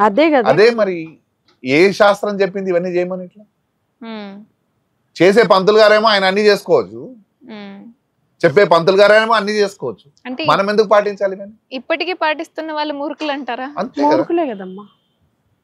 అంతే కదా. ఇప్పుడు మీరేమో డికంపోజ్ కాకుండా బాడీ ఇప్పుడు అవసరం లేదు కదా. ఇప్పుడు బాడీ రాగానే మనకు అందరూ ఒక రోజులో చేసేస్తున్నాం. నైట్ చనిపోతే ఫ్రిడ్జ్ తీసుకొచ్చి అందులో పెట్టి మనిషిని డికంపోజ్ కాకుండా అయితే చూసుకుంటున్నాం. ఇదే అన్నిటికీ ఒక సిస్టమ్ ఉంటది, ప్రతి దానికి ఒక సైంటిఫిక్ రీజన్ ఉంది. ప్రతి ఆచారం సైంటిఫిక్ రీజన్స్ తోటే ముడిపడి ఉందమ్మా. అది పాటించొద్దని మేము చెప్పట్లేదు, కానీ దాన్ని మూఢనమ్మకంగా తీసుకెళ్లి మూర్ఖంగా ప్రవర్తించొద్దు అని చెప్తున్నాము అంతే. అమ్మ అంటే ఇంకొకటి కూడా ఉంది, ఇంకొక విషయం కూడా, పాలాలు చల్లుతారు చూసినా మీదికెళ్ళి బొంగులు. ఆ మనిషి ఏడికెళ్ళి ఎంత దూరం పోతున్నాడు అంటే ఆ రూట్ లో కూడా ఏదైనా వైరస్ స్ప్రెడ్ అయితే ఎవరైనా తెలియని వాళ్ళు వచ్చినప్పుడు దాని మీదకి దాటకుంటూ ఉండడం అవేర్నెస్ కోసం. ఇక్కడ నుంచి చావు పోయింది అని అది మూఢనమ్మకం కింద ఇంకా వేరే రకంగా చెప్పుకుంటూ పోతారు. ఇవన్నీ ఇన్ని రీజన్స్ ఉన్నాయి దాంట్లో. అంటే ఎవరైనా చనిపోయినా మైలున్నా మట్టున్నా ఇంకేమున్నా సరే దేవాలయానికి వెళ్ళొచ్చు. అసలు నాకు అదే అర్థం కాదు, చనిపోయిన వాళ్ళు దేవుడితో సమానము అని అంటారు. మరి ఆ మాట ఎందుకు అంటారు? దేవుడి దగ్గరికి వెళ్ళి వస్తే పాపం వస్తుందా పుణ్యం వస్తుందా? పుణ్యమే వస్తుంది ఆటోమేటిక్ గా. తప్పు ఎట్లయితుందమ్మా? మనిషి చనిపోయిన మనిషి ఎందుకు తప్పు అవుతుంది? అదే చెప్తున్నా. అందుకోసానికి మనం చాలా మూఢనమ్మకాలలో ఉంటున్నాం. ఇవన్నీ మార్చుకోవాలి మనం. అండ్ ఇంకొక సందర్భంలో కూడా మీ ఒక రీల్ ఒకటి చాలా వైరల్ అయిపోయింది. అంటే ఎంతలా వైరల్ అయింది అంటే ఇలా కూడా ఉంటారా మనుషులు అని మీ మీద చాలా నెగిటివ్ కామెంట్స్ కూడా చేశారు. అది పీరియడ్స్ రీల్. పీరియడ్స్ ఉన్న టైంలో స్వామి వారికి అభిషేకం చేయొచ్చా, అసలు దేవాలయానికి వెళ్ళొచ్చా అని చెప్పి ఆ సందర్భం కామెంట్స్ అన్నారు కదా. కామెంట్స్ ఎవరు చేసిండ్రు? ఎట్లాంటి వాళ్ళు చేసిండ్రు? మనుషులే. దేవుడేమి నన్ను నిందించలేదు కదా. మనిషి మాత్రమే జడ్జ్ చేస్తాడు, దేవుడు ఎప్పుడు జడ్జ్ చేయడు. ఆ అర్హత మనిషికి లేనే లేదు. నేను తప్పు చేస్తే నన్ను శిక్షించాల్సింది అక్కడ కూర్చున్న వాళ్ళు. మీరెవరో ఏదో అంటే నాకు అదేమీ ఫరక్ పడదు. ఎందుకంటే నేను ఏ స్థితిలో చేసినా ఎందుకు చేసినా అని నాకు తెలుసు, ఆ లోపల కూర్చున్న ఆ అమ్మకి తెలుసు. నేను ఇంకెవరికి చెప్పాల్సిన అవసరం. ఆల్రెడీ మేము వేరే వీడియోలలో చెప్పినాము దాని గురించి. సరే, వాళ్ళు మా ఇన్స్టాగ్రామ్ అకౌంట్ ఉంది అర్ధనారీశ్వర టెంపుల్ అని, దాంట్లో ఉన్నాయి అన్ని వివరాలు ఉన్నాయి దానికి సంబంధించినది. ఎవరైనా చూడాలనుకున్న వాళ్ళు, ఇంకా వాళ్ళకి డౌట్లు ఉన్న వాళ్ళు అలా చూసుకోండి. డైరెక్ట్ రావచ్చు. లైక్ నేను ప్రతి ఒక్కరికి చెప్పేది ఒకటే అమ్మా, మీరు ఇప్పుడు అన్నట్టుగా చాలా నెగిటివ్ గా మాట్లాడినరు అని చెప్పి, ఆ నెగిటివ్ గా మాట్లాడిన వాళ్ళు ఏదో ఫోన్ ఉంది కదా అని చేతిలో ఫోన్ పట్టుకొని ఒక కామెంట్ పెట్టే బదులు మీ అందరికీ గుడి అడ్రస్ తెలుసు, డైరెక్ట్ గా రావచ్చు కదా. అదేదో నా ముఖం మీద డైరెక్ట్ చెప్పొచ్చు కదా, చిచి ఇట్లా అట్లా అని చెప్పి. నా గురించి వీడియోస్ చేసే వాళ్ళకి కూడా నేను అదే చెప్తున్నాను. నేను ఎక్కడో కెమెరా ముందు కూర్చొని ఒక కుర్చీ వేసుకొని కూర్చొని వీడియోలు చేయడం గొప్పతనం కాదు. ఇక్కడికి వచ్చి నా ముందు మాట్లాడండి, అమ్మని చూడండి, అమ్మకి చెప్పండి. టెన్షన్ లేదు, ఎవరైనా మాట్లాడుకొని మేము నిజం మాత్రమే మాట్లాడుతున్నాం. ఇంతకుముందుకే చెప్పిన నేను, ఒక నిజం మాట్లాడితే అన్ని ఎప్పటికీ భయపడ్డాం. అబద్ధం మాట్లాడితే దానికి 10 అబద్ధాలు యాడ్ చేయాలి. మేము డే 1 ఇప్పటికి 2 నెలలు అయింది అదే మాట మీద ఉన్నాం, ఇప్పుడు కూడా అదే మాట మీద ఉన్నాం. మేము ఆమె తప్పని పరిస్థితిలో అది చేయాల్సి వచ్చింది. ఇప్పటికి కూడా చెప్తున్నాము, మీకు పీరియడ్స్ ఉన్నప్పుడు గుడికి పోవచ్చు, నేను పొమ్మని కూడా నేను చెప్పట్లే, రావచ్చు పూజలు చేసేయచ్చు అని చెప్పట్లే. మీకు అత్యవసర పరిస్థితుల్లో మీకు వస్తే గుడికి వెళ్ళొచ్చు, ఎటువంటి తప్పు లేదు. ఒకవేళ మీ ఇంట్లో మీ పిల్లలకి ఏదైనా వచ్చినప్పుడు, మీ ఇంట్లో పూజలు ఉన్నప్పుడు మీ ఆడపిల్లల్ని ఇబ్బంది పెట్టకండి. అదొకటి మేము చెప్తున్నాము, ఇబ్బంది పెట్టకండి. నువ్వు ఆ రూమ్ లో ఉండు, అది ముట్టుకోకు ఇది ముట్టుకోకు అంటే ఆ పిల్లకి 5 రోజులు ఇబ్బంది ఉంటది. పైకెళ్ళి నువ్వు పెట్టే ఇబ్బందులు మానసికంగా ఎంత కుంగిపోతారు. ఒక పెళ్లి ఉంటుంది తల్లి, ఆ పెళ్లి ఆ పిల్లకు పంతులు పెట్టిన ముహూర్తాన్నేమో నువ్వు గౌరవిస్తావు, ఆ పిల్లకి అదే రోజు పీరియడ్స్ ఉన్నది కూడా పట్టించుకుంటాడా? పట్టించుకోరు. ఆడపిల్లని కూడా పట్టించుకుంటాడు. ఆపుకునే ఛాన్సెస్ ఉంటాయి. టాబ్లెట్స్ వేసేసి ఏమైతుంది, టాబ్లెట్ వేయడం వల్ల ఏం జరుగుతుంది? ఇంటర్నల్ గా ఆమె బాడీనే పాడైపోతుంది, పీరియడ్స్ ఇర్రెగ్యులర్ అయిపోతాయి, PCOD ప్రాబ్లమ్స్ వస్తున్నాయి, మళ్ళీ పిల్లలు పుట్టడానికి కష్టం అవుతుంది. దాంతో పాటు ఏం జరుగుతుంది, పిల్లలు పుట్టకపోతే మళ్ళీ పిల్ల గొడ్రాలు దేనికి పనికిరాదు అని చెప్తారు. ఎక్కడ మూర్ఖులు ఏంది ఇదంతా. సో పూర్వం ఎందుకు పెట్టారు, ఇప్పటిదాకా నేను చావు చెప్పినో పూర్వం దీనికి కూడా ఒక సైంటిఫిక్ రీజన్ ఉంది. ఎందుకు జరిగింది, పూర్వము ఉమ్మడి కుటుంబాలు ఉండేటి మనకు. అసలు మనుషులు బట్టలు వేసుకోనికి బట్టలు ఉండకపోయేటి. ఫస్ట్ ఆఫ్ ఆల్ మనం నీళ్ళు తెచ్చుకోవాలంటే ఎక్కడి నుంచి తెచ్చుకోవాలి, ఒక బావి నుంచో నది నుంచో తెచ్చుకోవాలి. ఇట్లాంటి ఫ్లోరింగ్స్ ఉన్నాయా, మట్టితో అలుక్కోవాలి. సో ఆడపిల్లకి ఏదో ఒక రూపాయి కష్టం చాలా ఉండేది. ఆ బ్లడ్ అది ఎక్కడైనా ఒక 5 రోజులు ఆ అమ్మాయికి ఎట్టో రూపంలో ఆమెకు పని విషయంలో కాస్త విశ్రాంతి ఇవ్వాలి, ఇబ్బంది ఉంటది. కాబట్టి ఇప్పుడు అక్కడ మనం మెడికల్ గా క్లాత్ లేకపోతే ఏదో వాడేటోళ్ళు పాపం అప్పట్లో. సో వాళ్ళకి ఏదో ఒక రూపంలో అమ్మాయిని ఒక పక్కన ఉండాలంటే ఆ ఒక్క రూమ్ లో ఉండాల్సిన దానికి పెట్టడానికి ఏదైనా దేవుడి పేరు వాడేది. ఇప్పటిదాకా చెప్పినా కదా, ఏది భయపడాలా మనిషి భయపడాలంటే దేవుడి పేరు చెప్తేనే భయపడతాడు. అప్పుడు ఆమె ఈ గుడికి పూజకు దేనికి పనికిరాదు, ఏదో ముట్టుకోకూడదు అని చెప్పి ఆ టైంలో అది పెట్టి ఆ నియమం పెట్టి అమ్మాయికి అది చేయడం జరిగింది. ఉమ్మడి కుటుంబాలు చాలా పనులు ఉండేటి అమ్మాయికి. సో అందుకోసం కానీ ఆ నియమం తీసుకొచ్చింది. కానీ అప్పుడున్న సిచ్యువేషన్ అప్పుడు అది దానికోసం ఆ శాస్త్రం ఏదైతే అది నియమం ఉండే. ఇప్పుడున్న సిచ్యువేషన్కి అవసరం లేదు కదా, మెడికల్ గా మనం ఇంత అడ్వాన్స్ ఉన్నాము. ఇప్పుడు దాన్ని మనం తప్పని చూపిస్తే ఎలా అవుతుంది? సో ఇంకొక విషయం కూడా చెప్తున్నా, పీరియడ్స్ అంటే ఏదో తప్పు అని ముఖం చూస్తారు మనుషులని. అసలు అది ఒక అమ్మాయే తప్పు అంటుందమ్మా, అది నాకు అర్థమైతలేదు. పీరియడ్స్ అనే విషయం దాని గురించి మాట్లాడతారా? నేను ఒకటే చెప్తున్నా, ప్రతి తల్లికి ఒకవేళ తనకి కొడుకుంటే గనక తన కొడుక్కి ఒక వయసు వచ్చిన తర్వాత ఖచ్చితంగా ఎక్స్ప్లెయిన్ చేయాలి. ఇప్పుడు కంపల్సరీ చెప్పాలి. ఇప్పుడు వాడు కూడా అట్లనే చూస్తున్నాడు అమ్మాయిని, ఇది తప్పు, పీరియడ్స్ అనే మాట అయితే తప్పు. ఇప్పుడు మెడికల్ షాప్లలోకి పోతే ఎంత ఘోరంగా ఉంటుందో, ఆ అమ్మాయి పోయి ప్యాడ్స్ అడిగితే వాడు ఒక బ్లాక్ కవర్ లేసి చుట్టిస్తాడు. అదే వాడు పోయి ఇబ్బంది పడే రోజులు వాడు అదే వేరే ఇక కాండం ప్యాకెట్ తీసి పక్కన పెడుతుంది. దాని గురించి వాడు ఏం తప్పుగా చూడాడు వాడిని, కానీ అమ్మాయి ప్యాడ్స్ అడిగితే తప్పుగా చూస్తాడు. ఇది సమాజంలోకి వెళ్ళి పక్కకు పోవాలి కదా. నిర్భయంగా అమ్మాయి పోయి ప్రశాంతంగా ఉండాలి. ఇంట్లో ఇబ్బంది పెడుతుంటారు, అది ముట్టుకోక ఇది ముట్టుకోకని. వాడు పోయి షాప్ లో పోతే అదే ఇబ్బంది, గుడికి పోతే అదే ఇబ్బంది. అమ్మాయిని ఎన్ని కష్టాలు ఇదంతా, ఆమెకే ఎందుకు ఇదంతా? ఒక మగ పిల్లగాడు పోయేవాడు డైరెక్ట్ కాండం అడిగితే వాడు తీసి వాడి ముఖం కూడా చూడ తీసి ఇచ్చేసి నవ్వుకుంటూ ఇచ్చేస్తాడు వానికి. అదే అమ్మాయి పోయి ఒక ప్యాడ్స్ అడిగితే వాడు ముఖం వింతగా చూస్తాడు, ప్లస్ మళ్ళీ తీసి మళ్ళీ దాని కవర్ లో పెట్టి బ్లాక్ కవర్ వేసి చుట్టి ఇస్తాడు న్యూస్ పేపర్. దాంట్లో తప్పేముందమ్మా? అందరికి ఒక సో అదే చెప్తున్నా, అమ్మాయిలు కూడా భయపడాల్సిన అవసరం లేదు, దీని విషయంలో తప్పని లేదు. ఎవరు డిస్కస్ చేస్తేనే నెక్స్ట్ జనరేషన్ పిల్లలకు తెలుస్తుంది. ఇప్పుడు ఒక మన పక్కన వీధిలో దేవుడికి ఒక ఉత్సవం జరుగుతూ ఉంటది తల్లి. ఒక 13-14 ఇయర్స్ అమ్మాయి మెచ్యూర్ అయ్యి ఉంటది. అమ్మవారి ఊరేగింపు వెళ్తూ ఉంటది, లేదా అయ్యవారిది ఊరేగింపు వెళ్తూ ఉంటది. అమ్మాయికి చూడాలని ఎంతో కోరిక ఉంటుంది, అనుకోకుండా తను బయటికి దేవుడి దగ్గర దాకా వెళ్ళలేదు. ఆఖరికి ఆ పిల్ల అది చూడడానికి వస్తే కూడా వద్దు నడు పో పాపం దాక్తుంది అని అంట. అది ఎక్కడ ఆచారం అమ్మ? ఆ పిల్ల బాధపడుతూ ఉంటుంటే దేవుడు అక్కడ సంతోషంగా ఊరేగింపులో వెళ్తాడా చెప్పండి? సో మా ఫ్యామిలీలోనే జరిగిన విషయం చెప్తా. ఒక టూర్కి పోయారు బస్సులో మొత్తం అందరు కలిసి. ఆ అమ్మాయికి అక్కడ పోయిన తర్వాత పీరియడ్స్ వచ్చినాయి ట్రావెలింగ్ లో. ఆ పీరియడ్స్ వస్తే ఆ పిల్ల తప్పేముంది దాంట్లో? ఇక వీళ్ళందరూ ఆమె అంటరా దాని లేక ఒక మూలకు పెట్టి నువ్వు గలీజ్ అని, నువ్వు ఇట్లా అట్లా అది ఇది అని బయటికి రావద్దు కదా. అసలు ఏ పాపం చేసుకుందో దేవుడు దర్శనం చేసుకోలేకపోతున్నారని ఇంట్లో ఏదైనా పూజలు పెట్టుకున్నప్పుడు ఇప్పుడు పిల్లలకి చెప్పొస్తుందా? వాళ్ళు చదువుకుంటూ ఉంటారు, మెంటల్ స్ట్రెస్ లో ఉంటారు, లైఫ్ లో వాళ్ళకి ఎన్నో మానసికంగా ఆ టైంలో వాళ్ళని ఎక్కడికి రానివ్వద్దు, ముట్టుకోవద్దు, ఒక రూమ్ లో కూర్చో అని. అది చాలా పెద్ద తప్పమ్మా, అట్లా చేయకూడదు. అసలు ఇది ఎందుకు వచ్చిందని తెలుసుకోండి చాలు. ఆడవాళ్ళే తప్పు తప్పు తప్పు అని అంటున్నారు. ఎట్లా తప్పు అవుతుంది? నీ వల్లనే ఇది జరిగి నీవు ఇప్పుడు మాకేమన్నా ఆడ చిన్నగా ఏదైనా జరిగినా అమ్మాయి వల్లనే జరిగిందని తీసేస్తారు ఇక ఆడ. మళ్ళీ వాళ్ళే అంటున్నారు, కామెంట్స్ పెట్టేటోళ్ళు, ఈ పిచ్చి వీడియోలు చేసేటోళ్ళు వాళ్ళే అంటున్నారు అసలు తప్పు కాదు అని చెప్పి.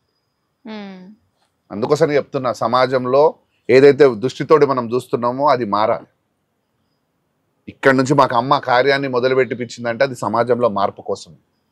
ఆ మార్పు జరగాలి, అందరూ డిస్కస్ చేయాలి అసలు ఎందుకు వస్తుంది అమ్మాయికి అనేది. ఇప్పుడు ఆల్రెడీ సెంట్రల్ గవర్నమెంట్ పీరియడ్స్ వచ్చిన 5 రోజులు లీవ్ ఇవ్వాలని చెప్పి పెట్టింది, ఇంప్లిమెంట్ చేస్తున్నాయి కొన్ని స్టేట్స్, మెల్లిమెల్లిగా చేస్తున్నాయి. దీంట్లో ఇంకా మార్పు రావాలి, అందరు చర్చ జరగాలి, నెక్స్ట్ జనరేషన్ కూడా అది ఏందనేది తెలియాలి. అక్కడ ఆ 5 రోజులు లీవ్ ఎందుకు ఇవ్వాలంటున్నారు? అమ్మాయి దేనికి పనికిరాదనే కాదు, మానసికంగా ఫిజికల్లీ మెంటల్లీ తను కొంచెం హార్మోనల్ చేంజెస్ అవ్వడం వల్ల మూడ్స్ ఇంబ్యాలెన్స్ ఉంటాయి, తను హ్యాండిల్ చేసుకోలేని టైంలో ఇట్లాంటి పనులన్నీ చేయడం కన్నా రెస్ట్ ఇవ్వడం బెస్ట్ అని చెప్పి. సో అందరు కూడా అర్థం చేసుకోవాలి, it is only for a rest. తనేదో ఆ టైంలో అంటరాందనేది మాత్రం కాదు. అనుకోని పరిస్థితులలో నేను చేయాల్సి వచ్చింది. నేను అందరికీ చెప్పింది కూడా ఏంది అని అంటే అది తప్పు కాదు, ఎందుకంటే అమ్మకే నేను ఇది చేసినా, అది తప్పైతే ఈ పాటికి ఏదో జరిగేది కదా. మనుషులు చాలా మూర్ఖులమ్మా, ఏదో శాపనార్థాలు పెట్టేస్తే ఏం జరుగుతుంది? కుష్టి రోగం వస్తుంది అంటారు, మట్టి కొట్టుకపోతుంది అంటారు, వాళ్ళ పిల్లలకు తగులుతుంది అంటే అసలు ఏం మనుషులు మీరు? మనం చేసిన పాపం మన పిల్లలకు తగులుతుంది అని చెప్పు. మీ పిల్లల జీవితం మీకు దేవుడు మీ పిల్లలకు రాసి ఉంటాడు, మీ జీవితం మీకు రాసిండు. నువ్వు తప్పులు చేస్తే నీ పిల్లలకి ఎందుకు పోతుంది? నువ్వు అనుభవించవా? ఎంత స్వార్థం చూడు మనలో. అంటే ఇప్పుడు ఎట్లుందంటే కొంతమంది ఉంటారు, ఇప్పుడు నేను తప్పులు చేస్తాను నాకేమైతుంది రా నా పిల్లలు తగులుతుంది అని చెప్పి చేసుకోవచ్చు కదా. ఇప్పుడు ఇది ఏముందమ్మా, నువ్వు చేసిన పని నీ కర్మ నీకే ఉంటది, నీ పిల్లల దేవుడికి. ఇప్పుడు అట్లా చూసుకుంటామా, మరి మా తండ్రి నేను 3 సంవత్సరాలు ఉన్నప్పుడు చనిపోయాను, ఆయన మరి నేను నా కర్మ నాకే ఉంది కదా, ఆయనకే ఉంది కదా. అంతే కదా. సో ఆయన కార్యం ఆయన ఎందుకు వచ్చిండు, దానికి ఆయన వచ్చిండు, ఆయన పని ఆయన చేసుకుని ఆయన పని ఆయన వెళ్ళిపోయాడు. నాది ఎంతవరకు రాసి ఉంటే నేను అంతవరకు ఉంటా. నేను తప్పులు చేస్తే నా కర్మ నేను అనుభవించాల్సి. నిజంగా అండి, అంటే పెద్ద పెద్ద రీజన్లే, అంటే దేవుడి దగ్గర అండ్ దేవుడికి మనిషికి సంబంధించిన ఏవైతే ఈ కట్టుబాట్లు ఉన్నాయో, అంటే మైలు ఉంటే దేవుడికి దగ్గరికి వెళ్ళకూడదు, పీరియడ్స్ లో ఉంటే దేవుడి దగ్గరికి వెళ్ళొద్దు అని, వీటినే మీరు కాదు ఆచారానికి సంబంధించి అప్పుడున్న వాటిని మనం ఇప్పుడు మూఢనమ్మకాలుగా మారుస్తున్నాం. అంటే కుడి చేత్తోనే పనులు చేయాలి లేదా ఇవన్నీ మీకు చిన్న చిన్నవి అయిపోతాయేమో అనిపిస్తుంది. ఇప్పుడు కుడి చేతితో పని ఎందుకు చేయమంటాం? Scientific reason. మనం వాడేది అంతకుముందుకు ఎట్లా వాడేటోళ్ళం, మనం ఏదైనా వాష్రూమ్కి వెళ్ళినా ఎట్లున్నా దాన్ని ఎందుకు దాంతో చేయొద్దు అంటామంటే దానికోసం. అది సైంటిఫిక్ రీజనే కదా. అది ఒక రకమైన బ్యాక్టీరియా ఇన్ఫెక్షన్ క్యారీ చేస్తుంది. మనం బాత్రూమ్కి వెళ్ళినప్పుడు దానికి ఇప్పుడు కూడా తుమ్మితే బయటికి వెళ్ళొద్దు, తుమ్మితే బయటికి ఎందుకు వెళ్ళొద్దు అంటారు తల్లి. తుమ్మినప్పుడు ఒక మల్టిపుల్ జర్మ్స్ అనేది మన బాడీని అబ్జర్వ్ చేసేసుకుంటది. అది ఒక 10 to 12 minutes వరకు మనలో క్యారీ అయి ఉంటది, అది లైవ్ ఉంటది. మనం ఎమ్మడి తుమ్మగానే బయటికి వెళ్ళంగానే అది మొత్తం అంతా స్ప్రెడ్ అవుతుంది. స్ప్రెడ్ అయ్యి చిన్న పిల్లలు ఉంటారు, పెద్దవాళ్ళు ఉంటారు, ఇవన్నీ జరగొద్దని చెప్పి కూర్చొని అండ్ మన నోట్లో కొన్ని నీళ్ళు తాగి ఏమంటారంటే ఆ బ్యాక్టీరియా అనేది డిసాల్వ్ అవ్వడానికి మాత్రమే ఆ రీజన్ పెడితే దాన్ని మూర్ఖంగా తీసుకుపోయి ఒక మూఢనమ్మకం కింద పెట్టి తుమ్మితే ఇదైతుంది అదైతుంది. అమ్మా నేను ఇప్పటిదాకా విషయం చావు గురించి చెప్పిన, పీరియడ్స్ గురించి చెప్పిన, ప్రతి ఒక్కటి మనలో ఏదైతే మనం ఆపుతున్నామో అవన్నీ కూడా ఒక సైంటిఫిక్ రీజన్ ఉంది. That's it. దాన్ని దేవుడు అడ్డంగా పెట్టిందంటే మనము మనుషులము చాలా మేధావులం అనుకొని నేనే సృష్టించేసిన అన్ని అని అంటున్నాం. మాట తొందరగా వినరు, అవునా కదా. అందుకే ఒక దైవాన్ని మనిషి దేనికి భయపడతాడు? దేవుడికి భయపడతాడు. దాంతో ముడేసిండ్రు అంతే. ఇప్పుడు నిజంగా అన్ని శాస్త్ర ప్రకారమే మనం బ్రతుకుతున్నామా? ముహూర్తాలు మన ఇష్టం వచ్చినట్టు మార్చేసుకుంటున్నాం, పేర్లు మార్చేసి అన్ని చేసేసుకుంటున్నాము, అవునా కాదా. ఒకప్పుడు నేలపైన కటిక నేలపైన ఒక ఆసనం వేసుకొని కూర్చొని పూజలు ఆచరించేటోళ్ళు. ఇప్పుడు పురోహితుడు గారు కింద కూర్చుంటారు, మనం ఇట్లా చీరలు వేసుకొని కూర్చుంటాం. మనకి వీలుని బట్టే చేస్తాము. మనకి వీలున్నప్పుడే ముహూర్తాన్ని మార్చేస్తాడు, ప్రసాదం మన దగ్గరికే వస్తుంది, అన్ని మనకు నచ్చినట్టే జరిగిపోతున్నాయి. డబ్బులుంటే అన్ని మారిపోతాయి అంతే. ఇక్కడ కూర్చొని నాకు ఎక్కడి నుంచైనా సరే నా పేరు మీద పూజలు జరిగిపోయి నా ఇంటికే వచ్చేస్తుంది. మంత్రాలు గోత్రనామాలు చదువుతురమ్మా, పట్టుకొని హిమాలయాస్ లో పంతులు ఫోన్ చేసి ఆ గోత్రాణం నాకు 500 మళ్ళీ ఫోన్ పే చేయాలి. ఎందుకది శ్రీశైలము లేకపోతే అటు సైడ్ ఇవన్నీ జరుగుతున్నాయి. ఇది ఎంత వరకు కరెక్ట్ చెప్పండి? ఎక్కడైనా శాస్త్రంలో రాసుందా ఒక మొబైల్ ఫోన్ లో నీ పేరు గోత్రనామాలు చెప్తే నీకు పుణ్యం వస్తుందని? వీడియో కాల్ చేసి చూపించి మంత్రాలు చదివితే వీడియో కాల్ లో చాలా మంది కుంభమేళకి వెళ్ళిన వాళ్ళు కూడా బాటిల్ నీళ్లు తీసుకొచ్చి అక్కడ నుంచి వచ్చినాయి అనుకునే వాళ్ళు కూడా. అది అయితే అసలు మరీ వింత అయిపోయిందమ్మా. లైక్ ఏ విషయంలో అయినా సరే తల్లి, ఇవాళ రేపు డబ్బు ఒకటి ఉంటే చాలు అన్ని జరిగిపోతున్నాయి. మనం దేవుడికి ఏమి ఇస్తున్నామమ్మా చెప్పు? భక్తితో వెళ్తాము, పూజ చేస్తాం, అన్ని వచ్చేస్తాం, కానీ అందులో మళ్ళీ మన స్వార్థం ఉంది కదా. అంటే ఇప్పుడు మీ దృష్టిలో కుంభమేళలో మనం మునిగేది కూడా నేను ఏమంటున్నా, అది మంచి కార్యం, అది చాలా మంచిది, మన కార్యం మంచిది. కానీ ఈడికెళ్ళి మనం పోతున్నాం, ఇప్పుడు ఎన్ని పాపాలు చేసిపోయి అలా ముంగేస్తాం, నీ పాపం అంతా వెళ్ళిపోతుందా? మళ్ళీ తెల్లారు వచ్చి చేయకుంటుంటావా, అబద్ధం ఆడుకుంటుంటావా, ఒక్క అబద్ధం చెప్పుకుంటుంటావా? ఇప్పుడు పాపాలన్నీ పోయినాయి కదా, అక్కడికి వెళ్ళి స్నానం చేసి వచ్చి నీ రోజువారీ జీవితంలో జీవన విధానంలో తప్పు చేయకుండా, ఒకరిని తిట్టకుండా, కోపం రాకుండా నీలో అహాన్ని వదిలి ఉండగలుగుతావా? అసాధ్యం అది. మరి సో పూర్వం ఏం జరిగేదంటే, మన తాతల ముత్తాతలను మనం చూసిన కాడికమ్మా వాళ్ళు ఎంత న్యాయంగా ఉండేటోళ్ళు, ఎంత ఒక మనిషిని హాని చేయకపోయేటోళ్ళు, ఒక పెద్ద మనిషి చెప్పిన మాటకు కట్టుబడి ప్రతి ఒక్కరు ఉండేటోళ్ళు. తప్పు అయితే తప్పు, ఒప్పు అయితే ఒప్పు, దాని లెక్కన ఉండే. అట్లాంటి వ్యక్తులు పోయి అక్కడ స్నానం చేసి వస్తే అది పుణ్యం, అది వాళ్ళకి వర్తిస్తుంది. మనలాంటి వాళ్ళకి ఏం వర్తిస్తుంది? పొద్దున్న లేస్తే అబద్ధమే కదా మనది. మన జీవితం పొద్దున్న నుంచి సాయంత్రం దాకా ఎన్నో అబద్ధాలు ఆడతాం. ఇక మనలాంటి వాళ్ళకి ఏం పనికి వస్తాయి? సో నేను అనేది అంటున్నా, దేవుడిని నువ్వు మొక్కేటప్పుడు నీ ఆత్మశుద్ధితో మొక్కమంటుంది కూడా దానికోసమే. నీ ఆత్మశుద్ధి ఉంటే నువ్వు ఏ దేవుడైనా నేను కరుణిస్తావు. మమ్మల్ని చాలా మంది అడిగిండ్రు, మీరు కుంభమేళం పోలేదా పోవట్లేరా అని చెప్పి. ఇక్కడే ఇంత పెద్ద కార్యం పెట్టుకొని అమ్మ చూసుకుంటది, పాపమో పుణ్యమో ఆమె చూసుకుంటది. ఆమెకు సేవ చేస్తూ ఉండడమే మాకు జీవితం అనే, లైక్ అదే మా లైఫ్ అని మాకు అనిపించింది. ఎక్కడికో పుణ్యం కోసం పరిగెత్తాల్సిన అవసరం లేదు తల్లి, అవునా కదా? నువ్వు బ్రతికే నీ జీవన విధానంలో నీ దగ్గర ఉన్న దాంట్లో నలుగురికి పెడుతూ బ్రతుకుతున్నావు అంటేనే అదే పుణ్యకార్యం. అంతకు మించిన పుణ్యం ఇంకొకటి లేనే లేదు. నీలో స్వార్థం లేనప్పుడు ఆటోమేటిక్గా ఆ పుణ్యం నీ వెంబటే ఉంటుంది. అంటే ఇప్పుడు మీ ఆలోచన విధానానికి సొసైటీ యొక్క ఆలోచన విధానానికి చాలా డిఫరెంట్ ఉంది. వాళ్ళకి మీరు ఏం చెప్పాలి అనుకుంటున్నారు? అది నెగిటివ్ అయినా పాజిటివ్ అయినా ఏ విధంగా మీరు ఎక్స్పెక్టేషన్ తో చేయట్లేదు కదా. నేను ఏం చెప్తున్నా అంటే అమ్మా, అబద్ధం చాలా ఫాస్ట్గా వెళ్ళిపోతుంది. అది నిజం వెళ్తుంది చూసినారా మెల్లగా. నిజం ఒక్కసారి మొదలు పెట్టినామంటే అది మెల్లగా వెళ్తూ అబద్ధాన్ని లేకుండా నామరూపాలు లేకపోతే చేస్తారు. ఇక్కడ నుంచి నిజం మొదలైంది, ఆ నిజం మెల్లిగా స్ప్రెడ్ అవుతుంది. ఇప్పుడు పీరియడ్స్ దాంతో మీరు చెప్పారు మీరే, అంత వ్యూస్ పోవడం అంటే అది అందరికి తెలియాలనే కదా. సో ఆ నిజం అనేది మెల్లగా వస్తుంది, కానీ అన్ని క్లియర్ అవుతాయి. ఆల్రెడీ శక్తి స్టార్ట్ చేసింది. శక్తి సత్యయోగం అంటారు చూసినారా. ఒకప్పుడు మనము తప్పు చేస్తే నా పిల్లలు, మీరు అన్నట్టు పిల్లలు తగులుతుంది లేకపోతే ఎవరికో తగులుతుంది. కానీ ఇప్పుడు మీరు తప్పు చేస్తే ఇమీడియట్ గా బయటకు వస్తుందా లేదా? కర్మ వస్తుందా లేదా? ఏదో ఒక రూపంలో అయితే బయటకు వచ్చేస్తుంది. నువ్వు ఎంత దుంకులాడినా ఎంత ఎగిరినా నీ అబద్ధం అనేది ఏదో ఒక క్షణానికి బయటకు వస్తుంది. అది అతి తొందరలోనే వస్తుంది. సో ఆల్రెడీ అది అవన్నీ జరుగుతూనే ఉంటాయి. భక్తులకు కూడా నేను అనేది ఏంటంటే, మీ ఆత్మశుద్ధితోటి చేయండి. ఏదైనా ఒకరిని మోసం చేయాలనే ఉద్దేశాన్ని మార్చుకోండి. మీకోసం మీరు బతుకుతూ నలుగురిని మంచిగా చూస్తూ ఉండమని చెప్తున్నాను. ఎవరిని మోసం చేసినా రేపు పొద్దున నువ్వు అది మళ్ళా అది ఈడనే వదిలేసిపోవాల్సింది. నువ్వు తీసుకునేది నీ ఎంబడి పోవు. శాశ్వతమైన నీ జీవితమే, శాశ్వతమైన నీ శరీరమే కాదు. దానికోసం ఏదేదో చేయకు.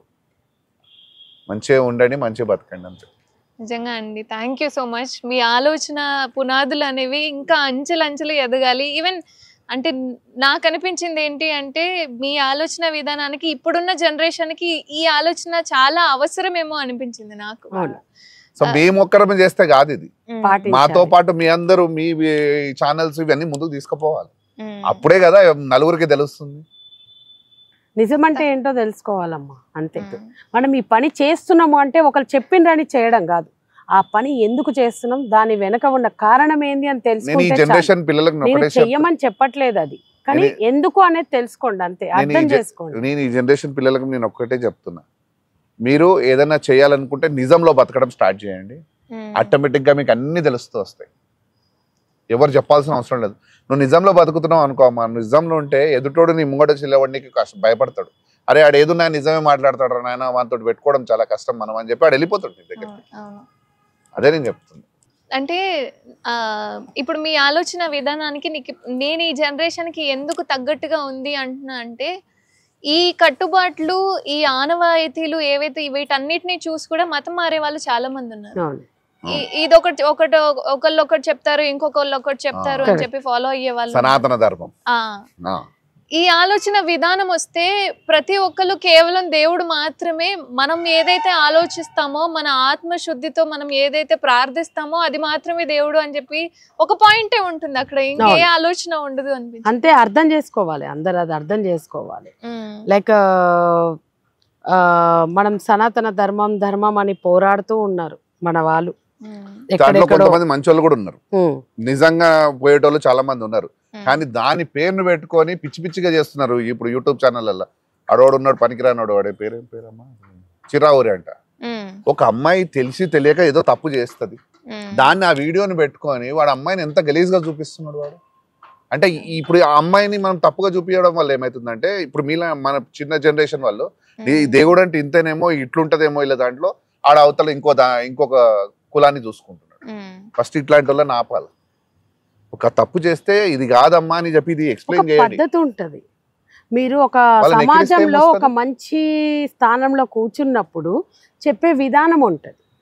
గలీజ్గా ఆహా అవునా వాళ్ళ గురించి వ్యక్తులుగా మాట్లాడడము, ప్రవర్తించడము మాకైతే అస్సలు అది నచ్చలేదు. అసలు మా గురించి కూడా మాట్లాడిండు అతను, చిరావురు ఫౌండేషన్.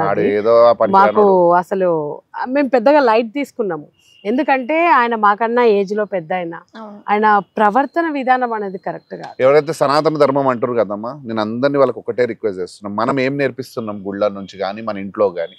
ఇప్పుడు ముస్లిమ్స్ క్రిస్టియన్స్ ని మనము వాడు మత మార్పిడి చేస్తున్నాడు, వాడు అది చేస్తున్నాడు ఇది చేస్తున్నాడు మనం తిడుతున్నాం, బాగానే ఉంది.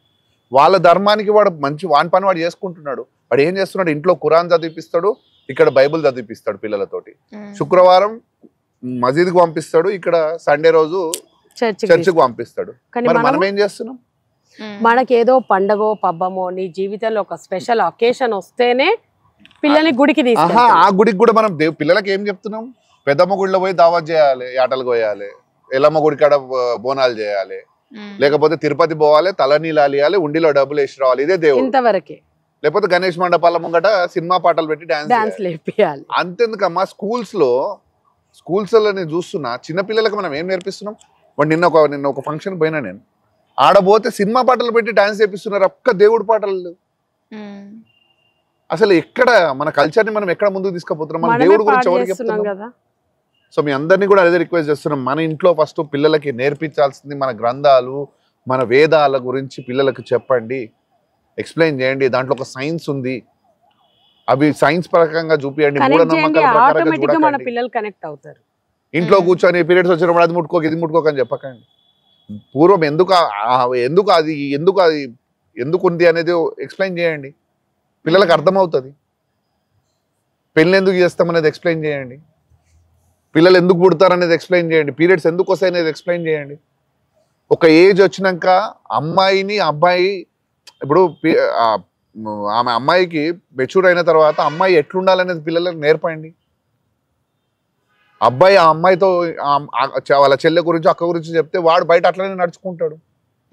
ఇవి ఎక్స్ప్లెయిన్ చేయండి పిల్లలకి, ఇవి చేయరు. మనం ఏం చేస్తున్నాం అమ్మా, దేవుడు అంటే భయం చూపిస్తున్నాం, భయం కాదు నిజాలను చూపియండి. దేవుడు అంటే అర్థమయ్యేటట్టు చెప్పండి.